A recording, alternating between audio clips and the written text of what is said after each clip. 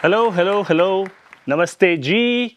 And depending on what time you're watching this show, a very good morning, good afternoon, or good evening. In this data enriched world, I actually know that this show is often watched in the afternoons. So, business heads, take note, your office people are watching this show during office hours, right? A big welcome to you all, and of course to all of you. I've got to get this right. Good Ads Matter, Agency Business Heads Roundtable 2026. Now, I don't know how many of you know and how many of you know that these roundtables started actually 2 years ago. And at that time, these were a first in Indian advertising, something that Good Ads Matter needs to be extremely proud of. So, who do I have with me today?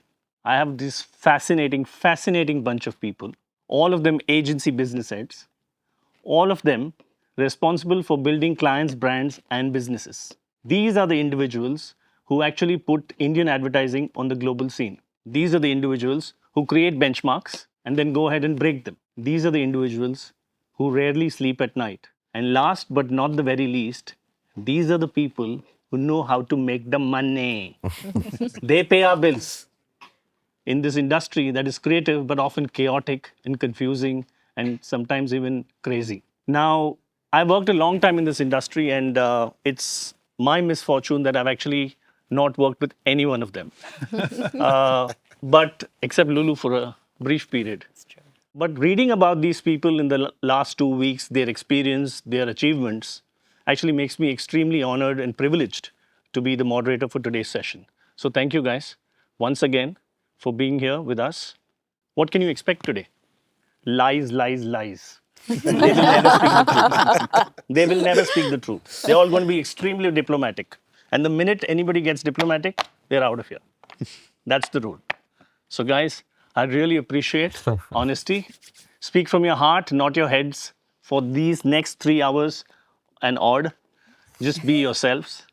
Forget the fact that you're agency business heads and just go out and share with the people who are going to be watching this show anecdotes, stories, insights. How are you guys leading this industry into the future?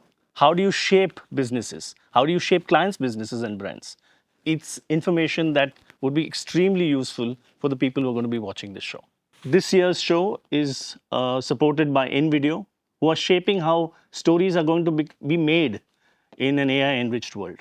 So, with your permission and with yours, let me just start with introducing the panel to all of you. We'll start with Amitesh Rao. I'm having to read this because these are things you never make mistakes on. Right?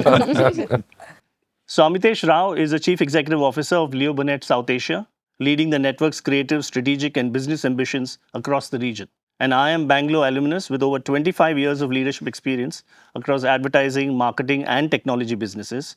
He has overseen Leo's rise to global recognition, including global #1 in the Walk Effectiveness Rankings 2025 and multiple wins at Cannes Lions, Effie's, Spikes Asia. Amitesh also contributes to the industry as Vice President of the Ad Club and as a juror at international awards such as the Clios as well. Welcome, Amitesh. I hope you have a great session today. Truth above all. Nothing else you can expect from me, I promise you that. I'm coming to that oath in a bit. I'm coming to that oath in a bit.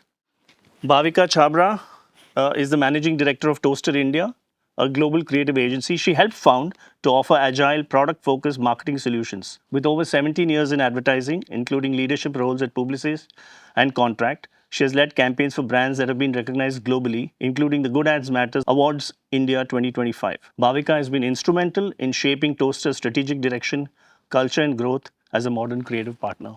Welcome to the panel, Bhavika. Thank you so much. It's a pleasure to have you. Every time I shift a card, Lulu's name comes up. Yeah, so maybe I'm just going to jump. Yeah. You know, I don't have to necessarily go by in order. Oh, goodness. So Lulu Raghavan is the president of Landor Asia Pacific, leading the brand and design consultancy across the fast evolving region. Over 25 years, she has established Landor's Mumbai office and shaped transformative brand strategies for leading Indian and global businesses, earning accolades like Campaign India Mentor of the Year and Impact's Top 50 Women in Media, Marketing, and Advertising. Lulu has also served on Cannes Lions juries, teaches branding at top business schools, and actively advocates for leadership, inclusion, and community building. Please welcome Lulu Raghavan. Arvind Krishnan. Reverse order. Yes. He's the co-founder and chief executive officer of Manja, a full funnel advertising agency he launched in 2022. With over 2 decades of experience at Burnett and BBH India, as well as London, he has mastered blending strategy with creative storytelling. At the Good Ads Matter Awards India 2025, Manja's work won multiple medals across film craft and creative categories. Welcome, Arvind, on the panel. Babita Barwa. He is the Chief Executive Officer of VML India, part of VML Global, the world's largest creative company. With a career spanning over 2 decades across Wunderman Thompson, VML, YNR, and WPP, she has led some of India's most iconic brands while shaping modern culture-led marketing. A Shevang scholar and a global diversity advocate, Babita is known for championing inclusive leadership and purpose-driven storytelling. You and Lulu should get along absolutely well. Totally. Absolutely. You do. That's great. Thank you. Amit Wadhwa. He's the Chief Executive Officer, Dentsu Creative, Media Brands, South Asia Dentsu, where he leads the region's creative and media brand businesses with a strong focus on culture, integration, and impact. In June 2022, Amit led Dentsu Creative India to its first ever Agency of the Year win at Cannes Lions, marking a historic moment for Indian creativity on the global stage. You made all of us proud, Amit. I must tell you that. Yeah. With over 2 decades of experience in advertising, he has shaped some of the country's most iconic brand journeys, including landmark moments like IKEA's launch in India. Advait Gupt. What can I say about this man? I think firstly, he deserves a huge round of applause for just being here today, and I'll tell you why. And of course, along with it, congratulations, because he's become a father 2 weeks ago of a lovely baby girl. Congratulations, Advait. Yeah. Advait is the co-founder and CEO of Kulfi Collective, a creative studio he runs alongside his brother Akshat. Initially starting his career in investment banking, he pivoted to storytelling in 2012. I wonder why, because investment bankers always bullshit. After the brothers won a short film contest bootstrapping Supari Studios. Over the last decade, the experiment has evolved into Kulfi Collective, a studio focused on creating culture, shaping work for brands like Spotify, Lego, Crocs, and Meta. Advait has featured on Forbes Asia's Under 30 list, is an Inc. Fellow, and an alumnus of Stanford's GSB's SEED program. Welcome, Advait. Thank you. I hope you're well slept for today's show. Not so much. We'll try. It's okay. We can pump you with coffee. Chandni Shah. Chandni Shah is the CEO of Kinect and 22 Feet Tribal Worldwide, Yes. which he launched at just 22 and has since scaled into a 500-strong digital-first agency across India. Under her leadership, Kinect ranked as India's 6th best creative agency at Cannes Lions 2024 and has won 11 Cannes Lions alongside multiple Campaign Asia Agency of the Year titles. Welcome, Chandni. Thank you. And once again, welcome to all of you. Before we start, I'm not quite sure you guys are going to live up to this, be honest. So I'm forcing you now, along with me, to take an oath. Let's do the oaths. I shall say something and you will repeat. Yeah? So I solemnly swear. Go for it, guys. I solemnly swear To speak the truth. to speak the truth, The whole truth. the whole truth, And nothing but the truth. and nothing but the truth. So help you God. All right. So typically in India, when you meet a bunch of people, you say, "और क्या चल रहा है?" So क्या चल रहा है? Diaper change. क्या चल रहा है?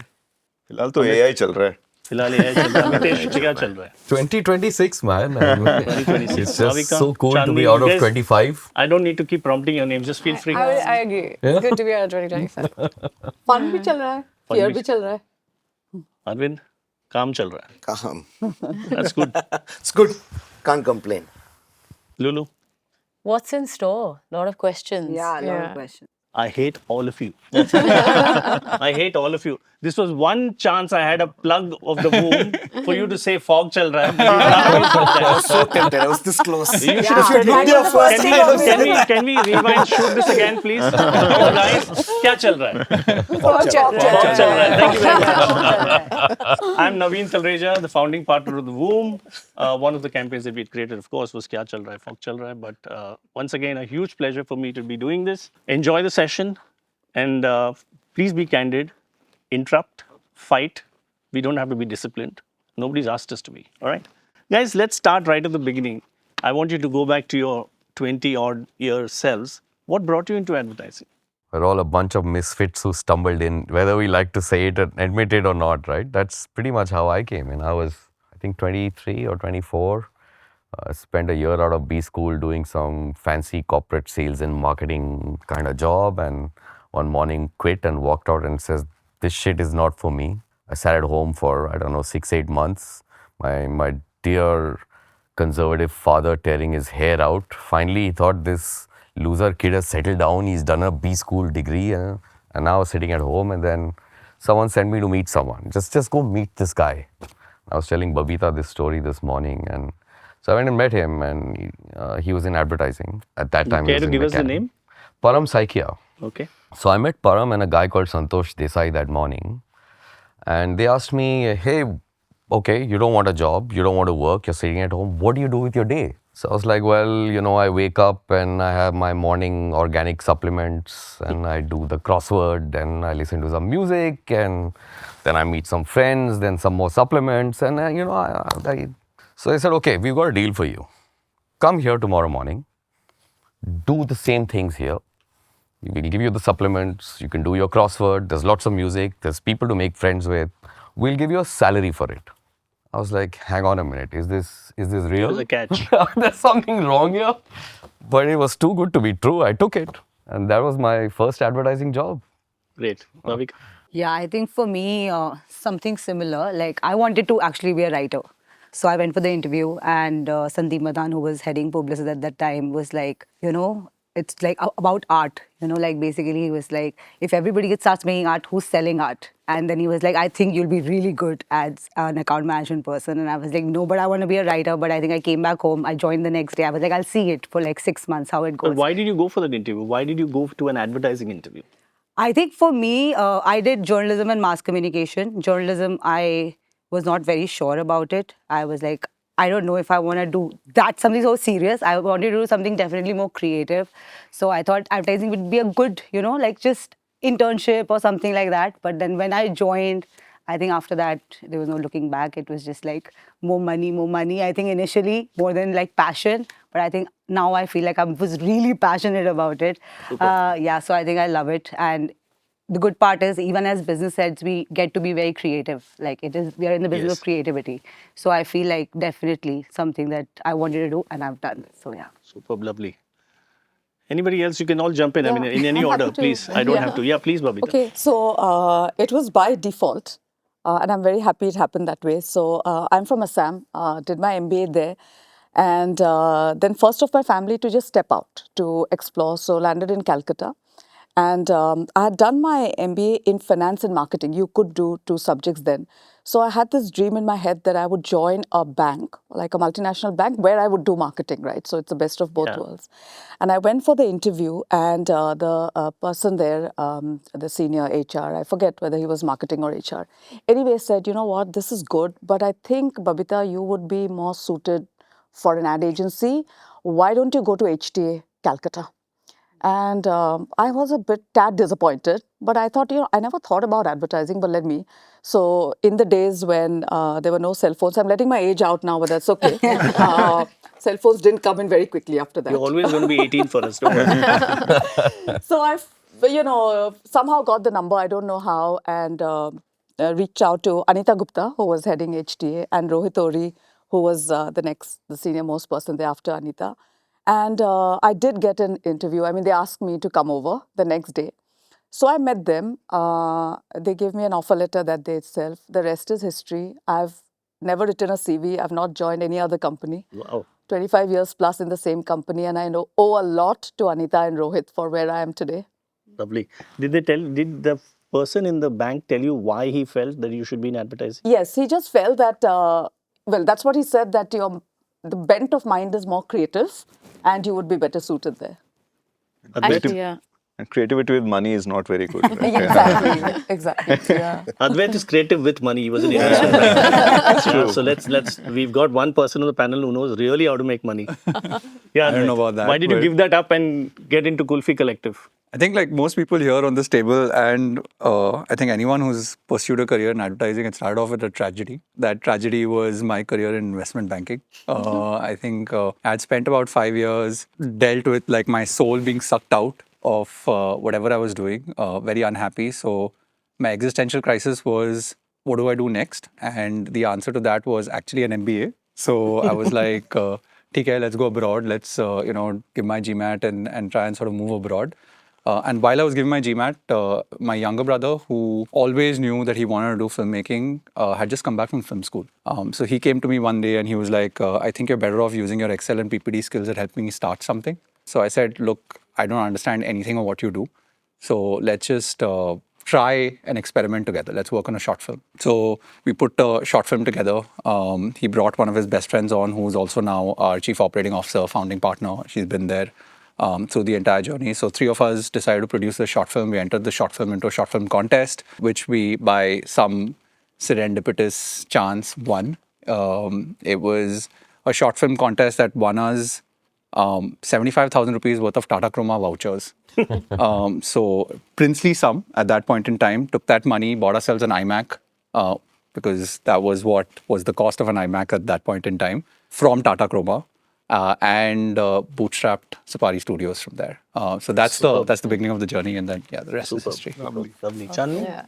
My career in advertising started when I was 3. Wow. Yeah. Yeah. So I used to be a child model. I've done like over 100 commercials Wow. before the age of 6. So I have spent my entire childhood on shoots, on sets. And I mean, if I name some of them, like Amul Dood Dood Dood Dood, Nerolag, Har Ghar Ki Raunak Badhani Ho, like... Lots of GRPs. Yeah. Really, it was a very, in school, like I was celebrated. I've been a chief guest and, I've been on interviews when I was 6. And and I always knew I wanted to do advertising. So from there, studied advertising, worked at Percept, worked at JWT, and then Rohan and I got engaged. And he wanted to start up something in India. So he's like, I'm coming back. He did not know, when I told him I work at JWT, he's like, what is that? He did not know we were, embarking on a journey to make an agency till we actually got started. And then we set up Connect. I was 22, he was 25. And we were so young, we were like, let's try it. If it doesn't happen, we can always go back to our jobs. But luckily, the journey was just beautiful. And then there was no looking back. You never considered being an actor? No, that's not my thing. Yeah. I think you must be the only billionaire on this table. I'm not acknowledging anything. Having sold Connect. Can't go next. You don't have to be a child model to go next. It's okay. I was, right from my childhood, I had this absolute clarity that I'll work and earn money. That's about it. That was the clarity. I had no clue where I would land. Started working in research because that was the company that came to campus and hired me. And I was thrilled that... Which one was this? So this was Pathfinders, part of Lintas. Lintas was, at that point of time, pitching for an airline business. And Pranesh was the COO at that point of time, and he asked our CEO at Pathfinders, saying, I want to do a research. And of course, this was pro bono, so they said, okay, put this flunky there, and he will do the odd job. And I worked, I was horribly bored in research. No offense to research, but it was very boring for me. I think, I was just tired of research, and I did, since it was advertising, it was fascinating. I did my bit, and Pranesh said, do you like what you do? I said, I hate it. He said, would you want to do advertising? I said, I would love to. And I just landed there. Accidental, and ever since, I picked up offer letters from the other side, but just didn't want to give up what I do. I just love it. Lovely. Yeah. Arvind? I was always good at spinning a yarn from the time I was a kid. So I figured out that I want to do something creative, but wasn't sure what it was. There used to be these things at cultural events called AdZap. Yeah, of course. So I used to sort of go there all the time and say, this seems like a lot of fun. Then I went to NIFT, didn't like it, quit, meandered my way through doing a BCom. Then I heard about Mica. And then by that time I was clear that advertising seems like a really interesting thing.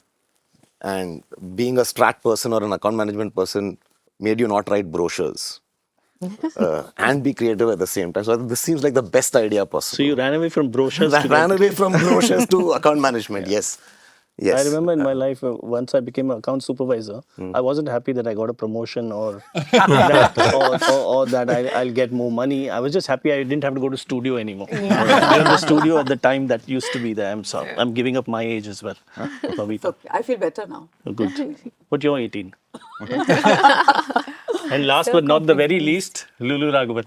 So you remember you said we knew each other from Ogilvy, and believe it or not, first day, first job, I met Naveen at Ogilvy. The question is, and you probably don't know, how did I end up at Ogilvy? So I actually did science and math in high school. I did my undergrad in the US. I did econ and applied math. If you'd asked my 20-year-old self if I'd ever imagined I'd have been in advertising, branding, marketing, absolutely not. I foolishly followed my boyfriend back to India. Should have just stayed in the US. Came back to India. He broke up with me. I was super devastated. And then I also realized that, you can't get a banking or consulting job with just an undergrad. In India, there's just too many MBAs floating around. So depressed on both counts, I was moping around. And my mom said, I have a really close friend, Shumit Roy from Lintas. Why don't you just meet with him? So I met with him and something very similar. He said, Lulu, why do you want to be a boring consultant? Why do you want to be in finance? You're going to be a small fish in a big pond. Why don't you think about being a big fish in a small pond? I think my 22-year-old self was like, what does that even mean? And he said, something similar to your story, Babita. I think you're very creative. I think you have much more flair than you're adding on. You're not a science and math junkie. Come into this world of advertising. And actually, he said, I know our Sridhar at Ogilvy, who's starting brand consulting. Can you believe it, guys? 1997, Ogilvy was the first to start brand consulting. Wow. And in fact, when I was with Naveen and Piyush and Dabral and all these guys were around, I used to party with them. And after several drinks, people would ask me, so are you in strategy? Are you in copy? Are you in production? I said, no, I'm in consulting. What the hell is that? Right? Yeah, I remember so that. Yeah. I fell in love with brands though, because Sridhar had about 500 books on branding in his amazing office. I was his flunky carrying his suitcase to all the assignments that he went on. Fell in love with it, just absorbed the amazing culture of Ogilvy. He convinced me to do an MBA. I went on to do an MBA. And then, happy story, got back with the boyfriend who had dumped me. Got married. Oh, wow. Moved to the US. By then, I knew brand was my thing. And it so happened that the said boyfriend, now husband, knew somebody who knew somebody at Landor. And I was like, what's Landor? And they said, it's a brand consultancy. You worked at Ogilvy, you know lots of languages. I'd spent time in France in school, so all the different Indian languages and French and Spanish. And they said, there's this really cool job called naming manager at Landor in San Francisco to develop corporate and product names. Why don't you give it a shot? And I was also a bit, after having studied econ and applied math, being at Ogilvy, do I really want to do this? But I interviewed, I went into the San Francisco office of Landor. It was absolutely mesmerizing. And I said, this is it. 25 years later, actually next week I complete 25 years at Landor. So that's the story. Super. But this is the fascinating thing, right? Everyone here has found a way somehow into this business, with one notable exception from the age of 3, who's the only billionaire on the table. But everyone else has just somehow landed up What's here. your story, Naveen? My story was that when I was doing my MBA, I did my summers at Unilever. And I was hoping to get a pre-placement offer from them. I potentially would have got it, but by the time I came back and I started presenting the work that I had done during the summer sort of training, my marketing prof, a guy called Nitin Gadiyar, used to be with Warner Lambert at that time. He called me aside one day and he said, he used to have this car, the Contessa. And he would drive, whenever he would go home to Bandra, he would say, hop in. And I just built a great relationship with him. And on one of those drives, he said, never, never, never be in marketing. you need to be in advertising because I have a tendency to get bored. And one thing advertising offers is just no monotony. Yeah. Yeah, I mean, you do, in a particular day, and all of you do that, you do 6 different things, and 6 extremely different things, one from each other. But you know, what's also interesting, Amitesh, is that there are about 3 or 4 MBAs on the table, MBAs in finance, economics and applied maths, so on and so forth. You know, could have been in consulting firms, so on and so forth. Today, you ask a 25, 22-year-old person, they all want to be doing consulting, investment banking, so on and so forth. Yesterday, I saw a very funny reel from a theater artist called Foizia. I don't know if you guys saw it. She was pretending to look for a date, but her only caveat was that she wanted an investment banker. Yeah, and if he hadn't told me that he'd had a baby 2 weeks ago, I probably would have just forwarded his name to her. Anyway, but why aren't people like you joining advertising today? Why is it not a profession that they consider? Why is it so difficult to get your quality of people into an agency these days? What's the issue? And the standard issue of money, let's leave that aside for a moment. But isn't that the reason? Okay, even if all of you feel I money... do a class at IIM Ahmedabad. 3 of those kids wanted to come and work with me. Yeah. I shuddered to ask them, like, okay, what are your expectations? Sure. Right? And if that's not a problem, they'd be working with me. But isn't this a passion business? I mean, of course you need the money. I mean, the passion is what's making them ask. Yeah. Saying that I want to come and do, I mean, I show them case studies, I'm showing them, this is what we do all day. And so we'd love to do this, but we need to be able to afford them on day at that level, right? Eventually people might decide, like you decided or somebody else decided, that I could do this myself. But the biggest thing is that at the level that you start at in advertising, it's still pretty tough. Small money, right? I think that people have to work their way up. Arvind's right. I mean, that is an issue. But, I have a different view. Please. I think we are attracting people. I don't agree that the great caliber people are not walking into advertising. I don't think so. Well, it's how you define caliber. I mean, if you say, is the IIM Ahmedabad guy coming? No, he's not. No. But that's not necessary. Do we need them? I don't think we need them. Correct. Maybe some of them we do. And like at Leo, we've got an aeronautics engineer. We've got some crazy guys who've got all the IIT and all of that. But that's not defining caliber. Okay, let me just qualify my question for a minute. Yeah, I'm asking from people coming into account management, more specifically to you guys. Of course, I'm also asking from an agency point of view because you guys run the company. But Yeah. I'm just dialing back to, what all of us shared. And a common thread was we ourselves perhaps didn't realize that we are good for the industry. Somebody else saw that in us, whether it's Lulu or us. Are we doing enough of that to really look at people and say, who are the good ones out there? Because this industry cannot really be defined by credentials.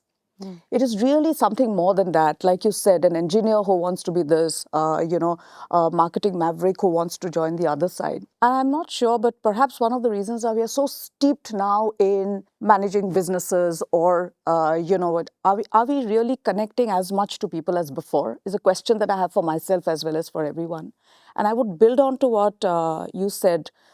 Really, we are attracting talent. I have to say, though, that, if you say that do we have the best talent, perhaps it's not enough overall, right? It could differ from this.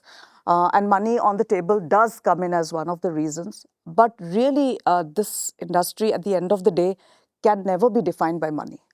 It is something in us that just keeps us going on because that's what creativity is about at the end of the day. I have another point of view here, because especially you said account management. To begin with. The stars in our industry are the creatives.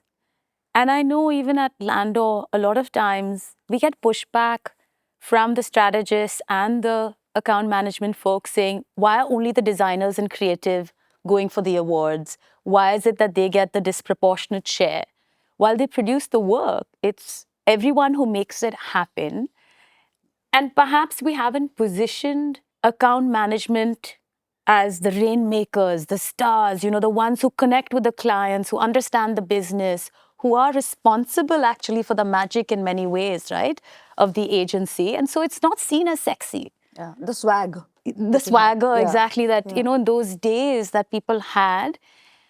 That I think is, and to Babita's point, perhaps we are all doing it, but perhaps not doing it at scale. Because I agree with both of you. Even when I go and speak to MBA students, there are 150 students in there, they get so excited by the work that we show. And you have 50 people lining up to say, can I get a job at Lando?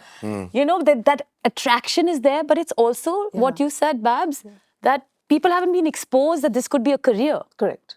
So whose job is it? Ours. Collective. So All of us. I'll also just add in here. Yeah, please. I think what's happening is that when I joined advertising, it was the glamour of, you know, I could flaunt saying I'm in advertising. And as times have moved, there is a bigger cynical point of view on this profession, which has grown stronger and stronger. I sit in this profession even now, loving it every day. And I just don't want to, as in I'm still scared of moving out because I just love it so much. But am I doing enough to kill that cynicism?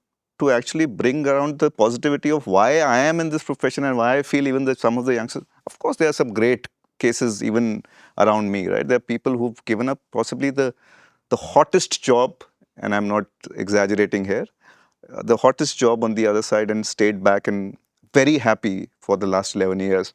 So there are enough and more examples, but I don't think we're doing enough to kill that cynicism. And I think this... and the cynicism you're saying is coming from within the industry. Absolutely.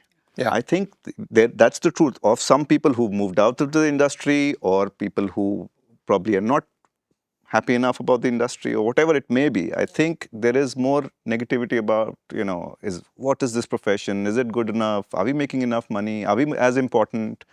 And I think the truth needs to come out a little more strongly from our perspective. You know, I'm sorry, I'm just going to jump to another question and I'll come back to this one, back to Chandni and Advait. But, you know, the industry, thanks to what's happened around the world and thanks to people like Babita, Lulu, etc.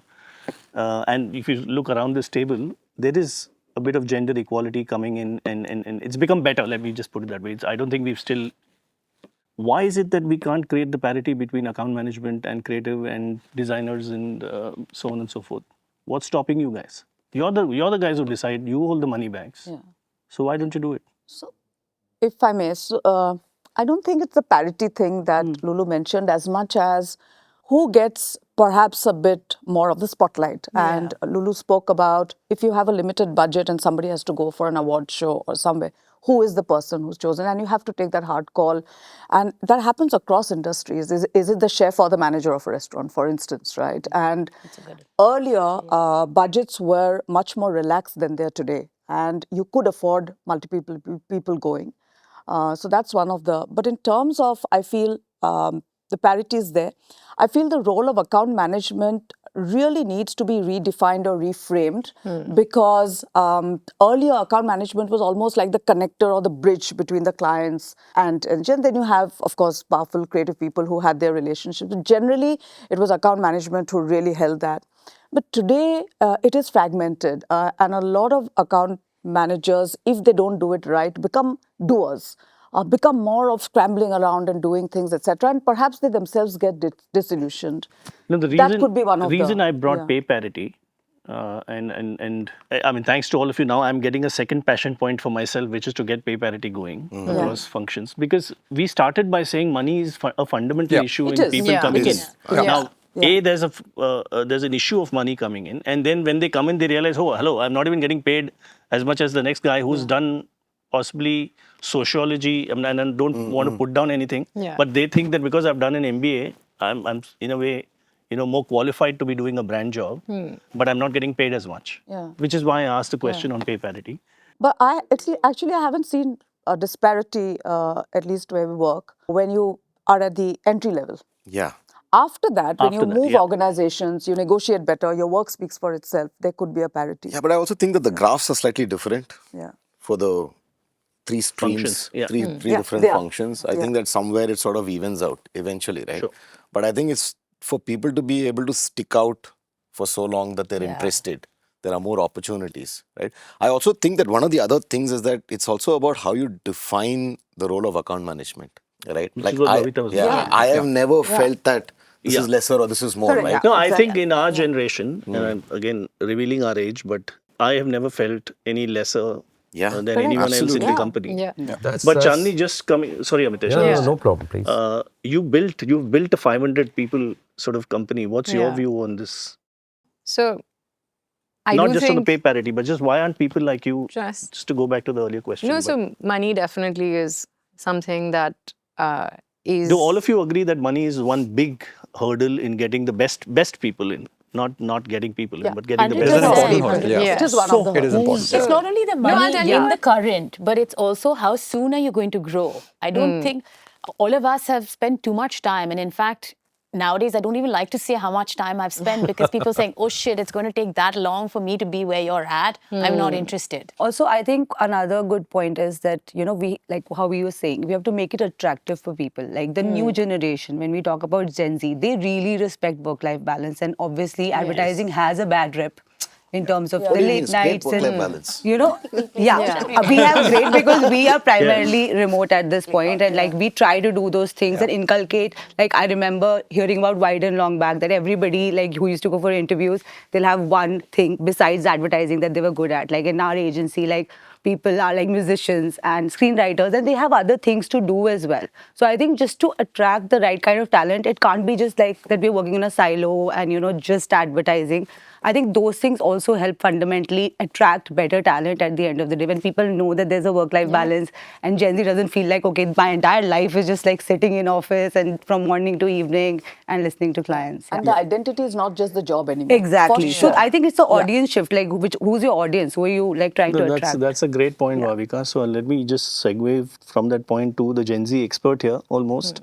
Advait, what's your view when you're hiring people in your company? You must be hiring a lot of Gen Zs. Yeah. How are you getting the best people? Are you getting the best people? And if you think not, then what's stopping you? I think we're trying, but the way I'd see it is the issue with regards to attracting talent comes down to one thing, and that is value, right? So I agree, we aren't doing a good enough job of positioning ourselves as an industry to talent and delivering enough value to them, right? There's this very interesting saying which I actually learned very early on in my career. Peter Thiel said this. He said, if you want to see a bubble in any industry, you should see where the MBA graduates are going, right? So we aren't a bubble, clearly, because MBA graduates aren't going there. B school grads don't want to come to advertising. But the bubble is being formed by the fact that there's a perception of value in that industry, which is AI today. It was, the tech startups maybe 15 years ago. It was investment banking once upon a time. .com boom, again, it was .com. And I think that what we need to do is we need to try and figure out where is the value attribution in our industry. Money is a very important factor. The way we position ourselves as, the kind of balance that we want to create is also important. And Gen Z values certain things, right? They do value authenticity. They value agency, no pun intended. They do value the ability to be able to make choices about the kind of work that they would like to do. And how can you create that, right? Like we have about 30 to 40% of our entire team is people who have joined after 2020. And they have never worked in a place that used to work 9 to 5, Monday to Friday or Monday to Sunday, in a workspace. So for them, like it's alien to actually come into work every day.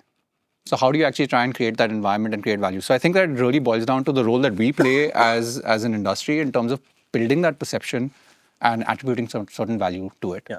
I also just don't want us around this table at least to get what I'm saying wrong. We're not saying that we only want to attract MBAs. Yeah. Yeah, I'm just saying the best people, they were 2 MBAs, but somebody told them you've got a creative side to it. Yeah. Right? No, 100%. I've been to a management school, a B school, and CV after CV came to me saying, I cracked the Rubik Cube in 6.7 seconds. And then next one came in saying 6.3 seconds.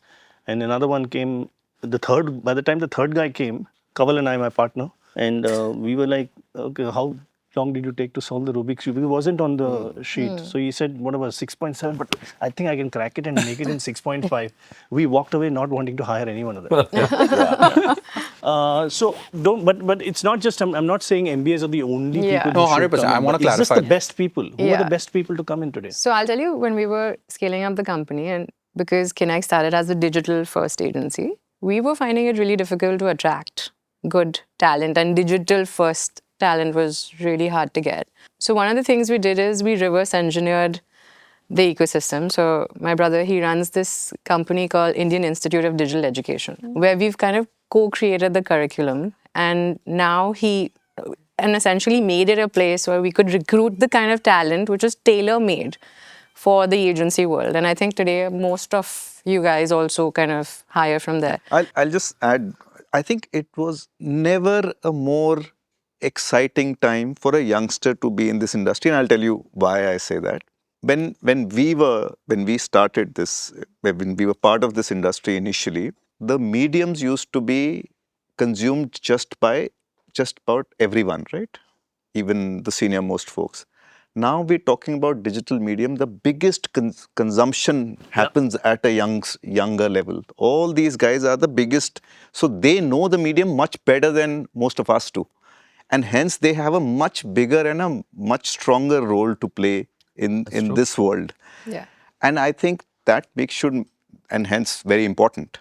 And that should make it really exciting. The other truth about digital is, while we are saying account management, creative and digital, the truth of digital is the same account management person needs to be strategy and creative. Yes. That is the beauty of this medium. Yeah. It's changed. And if you can be all-encompassing, if you are an important part of the consumption audience also, you understand it, you will be far more convincing to the client than I will be, because you know that's what's happening on Insta. So I think no better time. I'm sure we So you believe that this can be positioned or is the profession of the future, advertising? I feel so. I speak strongly about it, but not as much. I mean, I think if you reframe it, yes. What I mean by that is that I think if you think about advertising as a subset of the culture industry, which it has always been, and I think that somebody used the word, the business is not sexy enough now as it used to be. It's because it's a part of culture, right? What excites me is that I'm putting out units of culture, right? So that somebody goes and says, what do you do for a living? I'm a plumber. No, I make this ad. Did you see this ad? Right? It's the kind of thing that you sort of do, right? In that, I think there is a lot of momentum for the culture businesses. Advertising is one set. If you ask anybody, do you want to become a creator today? They'll say, yes, I want to become a creator, right? I have that opportunity. And what will happen after they become a creator? In 3 years' time, they will be doing exactly what an agency does, which is like, I'll solve problems for you. I'm a content house. And a content house will become a larger thing, right? Eventually, it'll sort of mimic or solve the kind of problems we do solve today. But, you know, I think it's just taken a slightly different... It is about reframing the industry, because what do businesses want? All businesses want to grow. Where does growth come from? Growth comes from innovation, thinking differently, all the skill sets that we're really good at. But I think we've diminished our role and value, going back to what you're saying. But actually, if you peel back the layers and we represent what we bring to the table, that curiosity, that creativity, that emotions, all of which will make a difference to businesses today. We're not positioning ourselves as business partners, right? There's so much value that our skill sets can add. I think it is that collective intelligence for companies. To your point earlier, again, not to be disrespectful of marketers or folks on the business side, but the kind of creativity and value-added differential thinking that we bring to the table, if actually our clients valued it more, I think they probably have a mental block about what the industry can produce or not. But if people actually opened their eyes and saw the value, I think it's incredible. Our industry needs to be rebranded. And you can be the best person to do it. Tell me, I'm going to talk about something which I'm very passionate about, but at least I haven't heard anybody talk about this in the industry. Are we in the middle of a huge mental health crisis in this industry? If I may, Yeah, please. So mental health, because there's someone in my family who suffers from that, and therefore I'm very close to it because of this. I wouldn't say it's a huge crisis for the industry, but I would say that because of resource constraint or resource optimization into the kind of work that we have to do, into margins which are very stressed nowadays compared to earlier, into, again, what you said about my job is not my identity. There are a lot of other things that I want to do, and I want to be either recognized or I want to have time to do that. There is a stress which is leading to, and especially post-COVID, because a lot of staying, with your families or indoors, etc., for 2 years also took its toll on people. We have a lot of conversations on mental stress, mental well-being? Do you need to take time off? Do you need to get, specialists in to just talk to people, etc.? So I would say, is it such a big crisis that we need to talk about it as a crisis? I don't know. Is it something all of us have to be acutely conscious of and talk to our teams? 100% yes. But I what don't do you think guys there's a Chandni? crisis. I just feel like in the past also that many only mental health cases were there. But it's just the awareness wasn't there. Now I think we're just far more in the know and therefore conscious enough to have like a therapist in office or, So you do have a address these therapist issues. I in mean, yeah, office? we and after COVID we had a therapist for like 6 months or so just because people were going through a lot. But I feel like those cases were there even before. It's not a crisis that's happening now. It's in fact we're addressing it more aggressively now because we're more conscious of it. Yeah. Also, I would say it's not appreciating, sorry, just sorry to build on it. The kind of what we are saying is stress. I'll give you an example. There was someone in the team who wanted time off because her pet was really unwell and she had. Now, is there an understanding that, this is important for her and she just does need that day off or two? Or is it like, after all, it's a pet, this work is more important. Yeah. So I feel, why I feel it's on the rise, compared to, while I don't have data and evidence, is people talk a lot more about it. People do come up and say, I am stressed, I need time off, and I see that. And at the same time, we also have a lot more solutions that we didn't have before. And Lulu, I can speak for us. I mean, we have EAPs, employee assistance programs. We've got mental health aid. We didn't have those before. I must admit, it started off with COVID, of course, and post-COVID to help people But deal we've with been losses. stressed as an industry for a very long time. Correct. The But I issues feel of it's a optimization, different- people, money. But it's a different kind of, and again, Amitesh, I also agree, I hate keeping saying Gen Z all the time. It's not about, but I do feel the young generation coming in needs to be heard because they express themselves much more than us. I remember when I was growing up, there would be a demon in my head perhaps, but I wouldn't want to go to my boss and say, I'm stressed, give me time off. It's almost like, will I be seen as somebody who's not able to handle work? But do we all, in the midst of all the stresses that you all go through as business heads, do we really create the time and the space or have the patience to listen to this? We should. Do you guys do it? We do as an organization. Does everybody in the organization do it equally?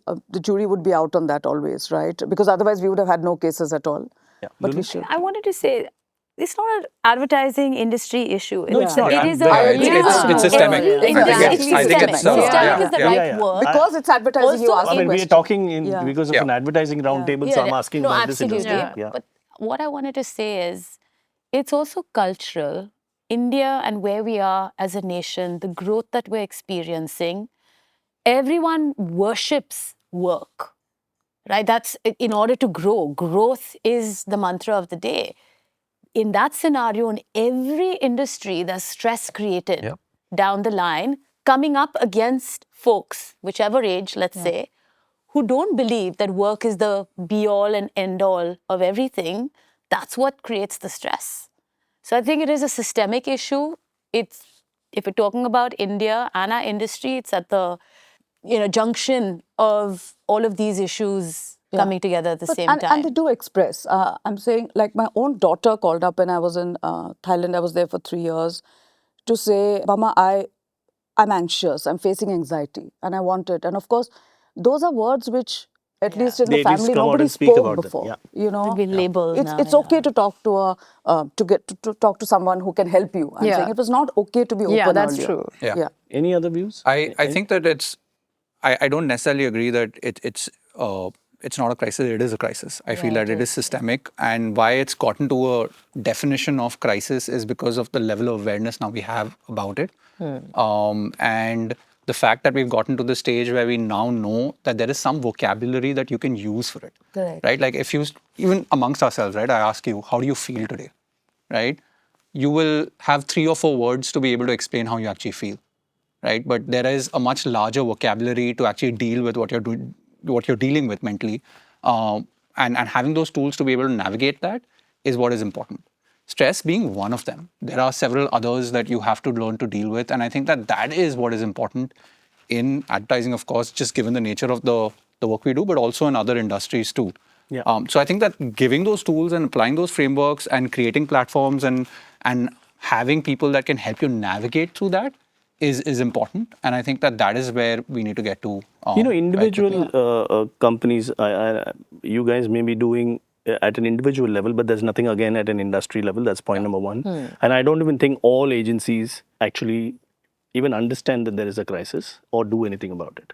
Which is where the question was coming from. But yeah, Bhavika, you want Yeah, to I think like for us also, like just the conversation around it has to be open. Like people should feel very comfortable coming to you if they want a mental health day. Also for them to understand difference between like mental health at work. Like how can we solve for that? I'm sure we can't on a very personal level solve for things, but how can we make the environment really conducive, at an office level for people?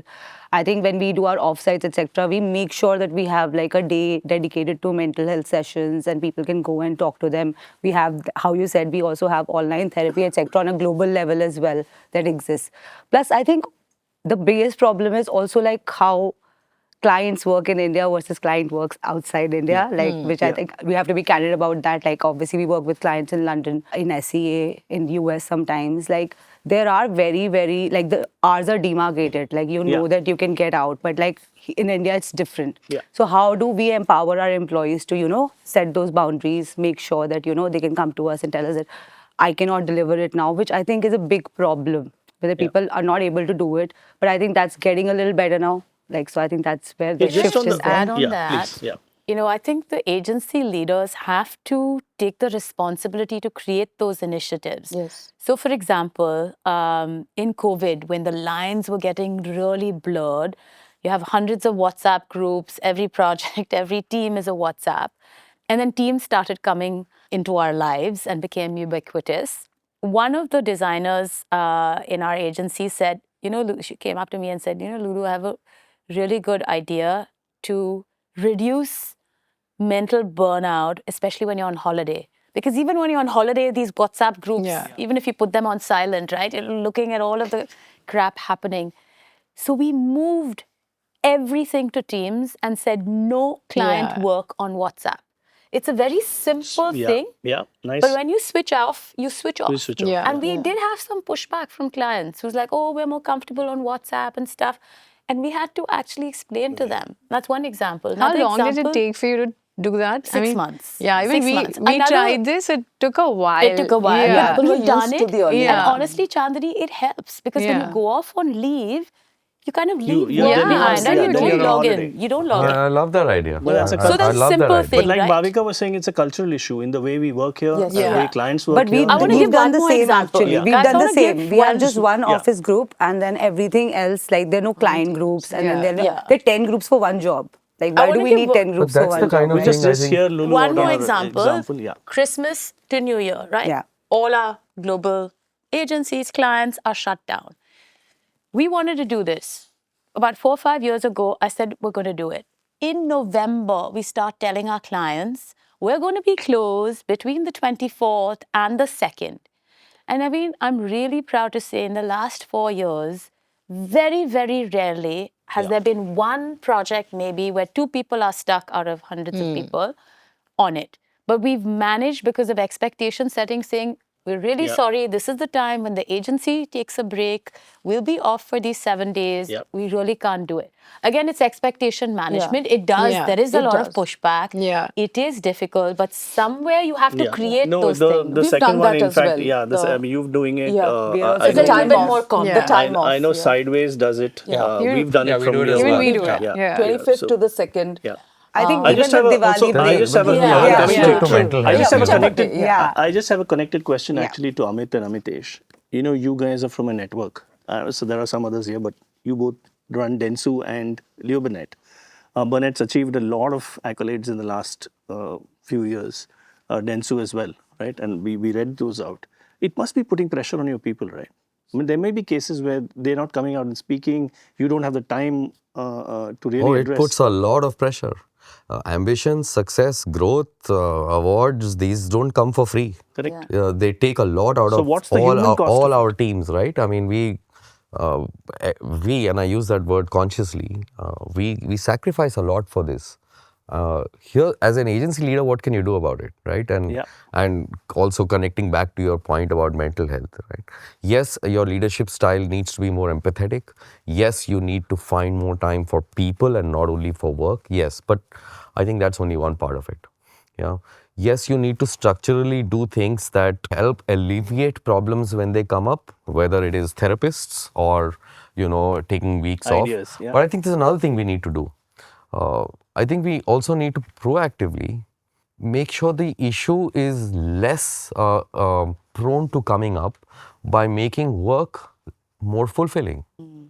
See, if I'm happier in doing what I'm doing, if not only is the agency getting more success, but I am feeling that success, then I am less prone to anxiety or depression or, demotivation.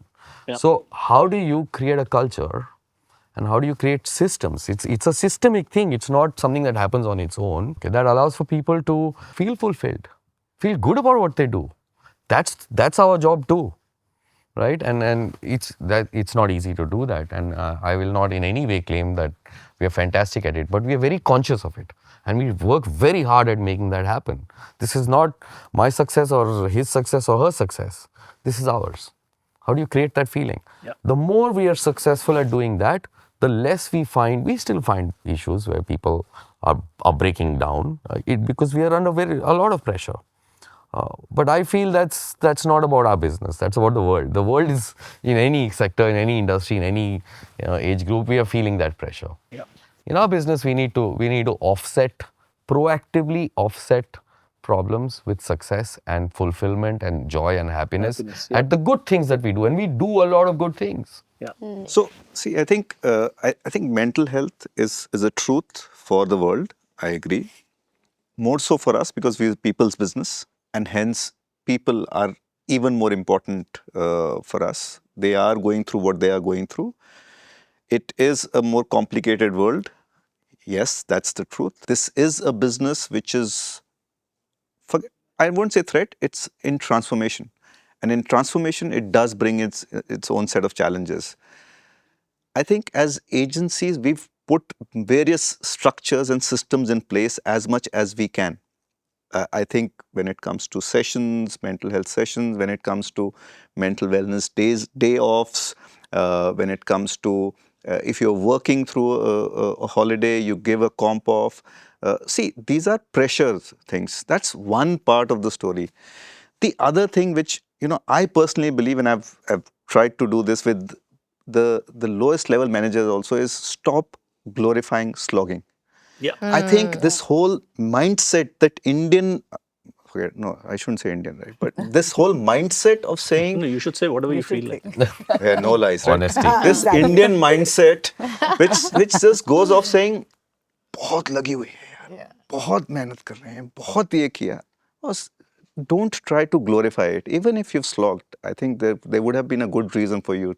The moment a leader starts glorifying that, that's exactly what the next level does, and that's exactly what the next level will do. Oh, that's a great point. I went very late from office. Don't glorify that.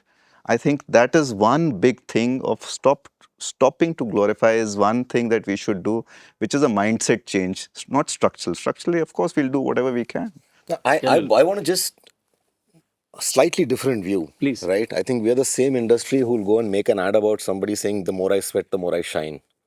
Right? And we glorify that when it comes to sports. We glorify that when it comes to, if you look at people as a target market and all that stuff. I just feel that there are some people who want to work at a certain speed. There are other people who don't want to work at that certain speed, and you have to respect that. Right? And we are a small part of their lives. Their life is a bigger life outside. They come in. I completely agree with you that if the work is great after all this effort, people feel rewarded. They feel like they've got something out of it, right? The reality of any business today is that you're going to have to push yourself to be able to get to the results that you want to get to, right? But now, how do you do that responsibly? How do you do that, not unilaterally saying that everybody's going to have to come in and work till 12? Not going to happen, right? If there are some people who choose to do it that way, let me say that, okay, can you mandate that everybody has to walk into office at 9:30 a.m.? That's a joke. It's a joke, right? It's not going to happen in our business, right? Somebody will choose to come in at 11:30 and work till 9:30, right? as long as the work is done and it's done well, Yeah.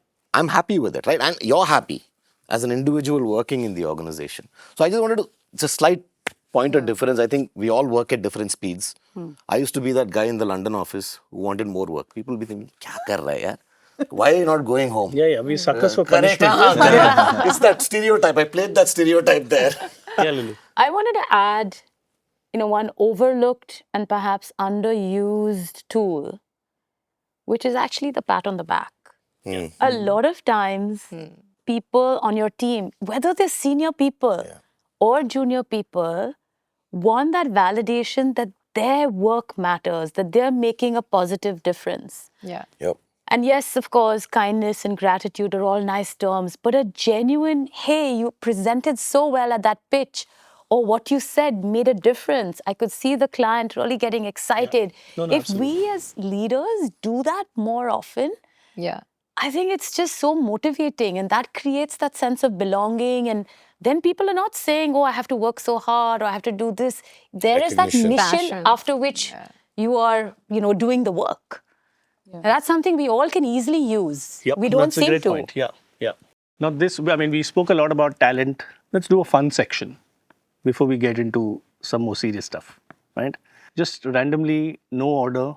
Just speak about the most creative thing that you've done that has helped your agency achieve something really big. And it could be now as business heads or when you were, starting off, when you were middle management, whatever. But something that you did which was so creative that it helped your agency achieve something really big. Only one or more than one? You can, one to begin with. I don't mind. I can start. Yeah, please, Lulu. So in 2012, I had an opportunity to do a TV show. Something I'd never done, Lando had never done. And it was in India. And I had a chance to even conceptualize it. So what did I conceptualize it as with the team? Beyond logo. Because we were just so fed up of misunderstanding of the value of brand and branding as logo and colors. And it was the most fun thing, Naveen. I think it certainly put Lando on the map in India. Lovely. Talking to CEOs and CFOs on the value of branding. Okay, nice. Right? So hear it from them that it's not just cost, it's truly an asset and it can make such a huge difference. So I think it was creative because we'd never done it before, the way we conceptualized it. And then you guys do it all of the time, but for me and for us, just the very act of thinking about the arc of episodes, what'll go in, shooting it, editing it was hugely fun. Great. And Lovely, I think it did put lovely, us on the map. Lovely example. It doesn't have to be, just to qualify, this is a great creative thing that Lulu did, but it doesn't have to be for client. Yeah. Anything. Could be internal, yeah. It could be anything. So I'll give you an Like the example. WhatsApp moving to Teams, and Yeah. it was a creative idea in a way. Yeah. So anything. It's not very creative though. I'm just telling you up front. But so when I joined Dentsu, this is 14 years back. So Dentsu had a few creative agencies. Right? So ours was the smallest. We were a two client brand agency, 30 odd people, and completely disjointed. That's what I felt. And of course, when a small agency, no budget, nothing. And I said, in whatever budget we have, shoestring budget, what we decided is that we will go out for a trip together. We went out in a bus trip in a very basic resort there, but all 30 people together traveled in the night, reached in the morning, and then we of course stayed one night there. But what it did for the agency was it worked wonders, because suddenly the whole team was like a team. Was together. It was like a team, and of course then it was, we created history as an agency. We won some 90% of the pitches in that year together, and we were fighting for each other. It was a very, very strong team that came together. It was a very simple thing, but I think simple things just make a huge difference. But how many people today in your team? Overall in Dentsu, some 1,500 now with creative and media. So from 30 to 1,500. Yeah. Do you think you can do 15. that today? Yeah. Do you think you can all go on a trip today? 1,500. It's a pretty big bus. Actually, we can. If you really want to, we can. So I'll always come a way back. out. I'll come back to this point Yeah. in another sort of line of questioning. But Chandni, I had something fun. So we basically, this whole, there have been like teams where there have been account management as a team and creative as a team. And I was in the Delhi office that time, and it was a small office, and I felt like people weren't, they had made their own groups, and they weren't talking to each other. So one thing that we have at Connect, it's called the Connect Premier League, which is like a cricket thing that we do every year. It's like one of the most hyped things in the organization. But what we realized is the best way to get teams to kind of really come together is when we're playing a sport. And we really make sure that these teams are, cross-functional. Mixed. Yeah, mixed. And then we literally, it's like we have owners, we have to bid for players, we have jerseys, we have like, the cup, and it's very serious, and you'll see the banter that happens like 15 days before the final league is going to be played. It's nuts. I feel like the way it brings people together, the way sports gets people together, nothing does that. So that I feel is one really fun way to, Lovely. yeah.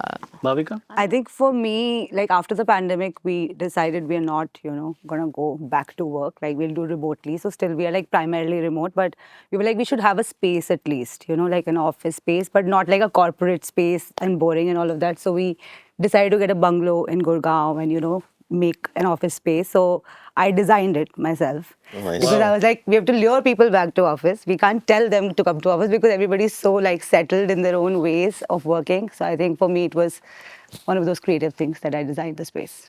Nice. Yeah, Babita. So VML, is a unification of 2 opcos globally, but in India we had 6 different opcos coming together, which meant a clash of cultures, clash of whatever. So I formed this young exco, who are a group of, it is young not by age, so it's a part random and part something which we all vote and select. Group of 20 people who don't actually realize even now that they have a lot more power than they wield, but they are the conscience keepers. They are also the voice on the floor, and they have been empowered with pushing back on decisions, keeping the energy levels going. Some of them have formed photography clubs, etc., and all of that stuff. Yeah. And I include, representatives, not all 20, even on the most critical business meetings that we do. Lovely. Yeah. Arvind? I don't know what creative, but I'd say that if it was about something that brought the agency together or something that just boosted morale, it'll be, I think... It doesn't have to be about agency and people. Okay. So yeah. Doesn't have to be. Other than just shooting the shit with the teams and giving them random suggestions that become ads, I'd say a couple of times I've resigned very large bits of businesses when they behaved badly with our teams, unilaterally, which made me quite popular with the team, I think. Right? I know that there's a lot of pressure, but yeah, I think stupidly enough, when I look back at it, I'd say that those were... Yeah. Great. Thank you so much for sharing that. Advait? We've had a few of those instances as well where we've had to sort of drop a couple of clients, and that has led to general, I would say, confusion within the organization in terms of what are we striving for. So this was quite some time ago, actually. It was about 7 or 8 years ago. We started this thing called WTF IGO. Am I allowed to swear? Yeah. So it's called What the Fuck is Going On? Okay, and it's basically an interaction, a one-on-one interaction that we have with people. It's a completely very candid, open conversation on what your role is in the organization, what do you believe fundamentally you're playing in the world, and then what can the organization do in order for you to actually get there. And that really sort of helped us align and define and shape really the mission or where the organization needs to go. And especially during the pandemic time and other things, it really sort of helped us navigate because we really had a very good view of what each of these individuals that came together to make the organization wanted. And that sort of collective vision is something that we still sort of follow through every year. So we have something called a dream weaving session that we conduct, which is a combination of all these WTF IGOs coming together. So yeah. Lovely.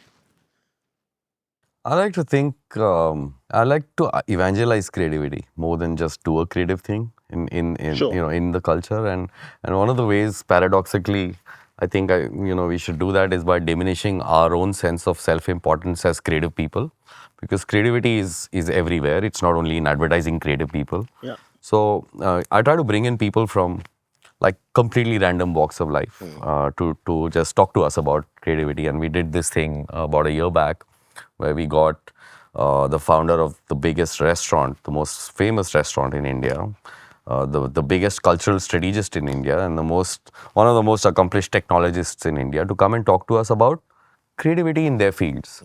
So I think the more we try to do stuff like that, and I think that is creative, just figuring out कि बस life में हर जगह creativity है.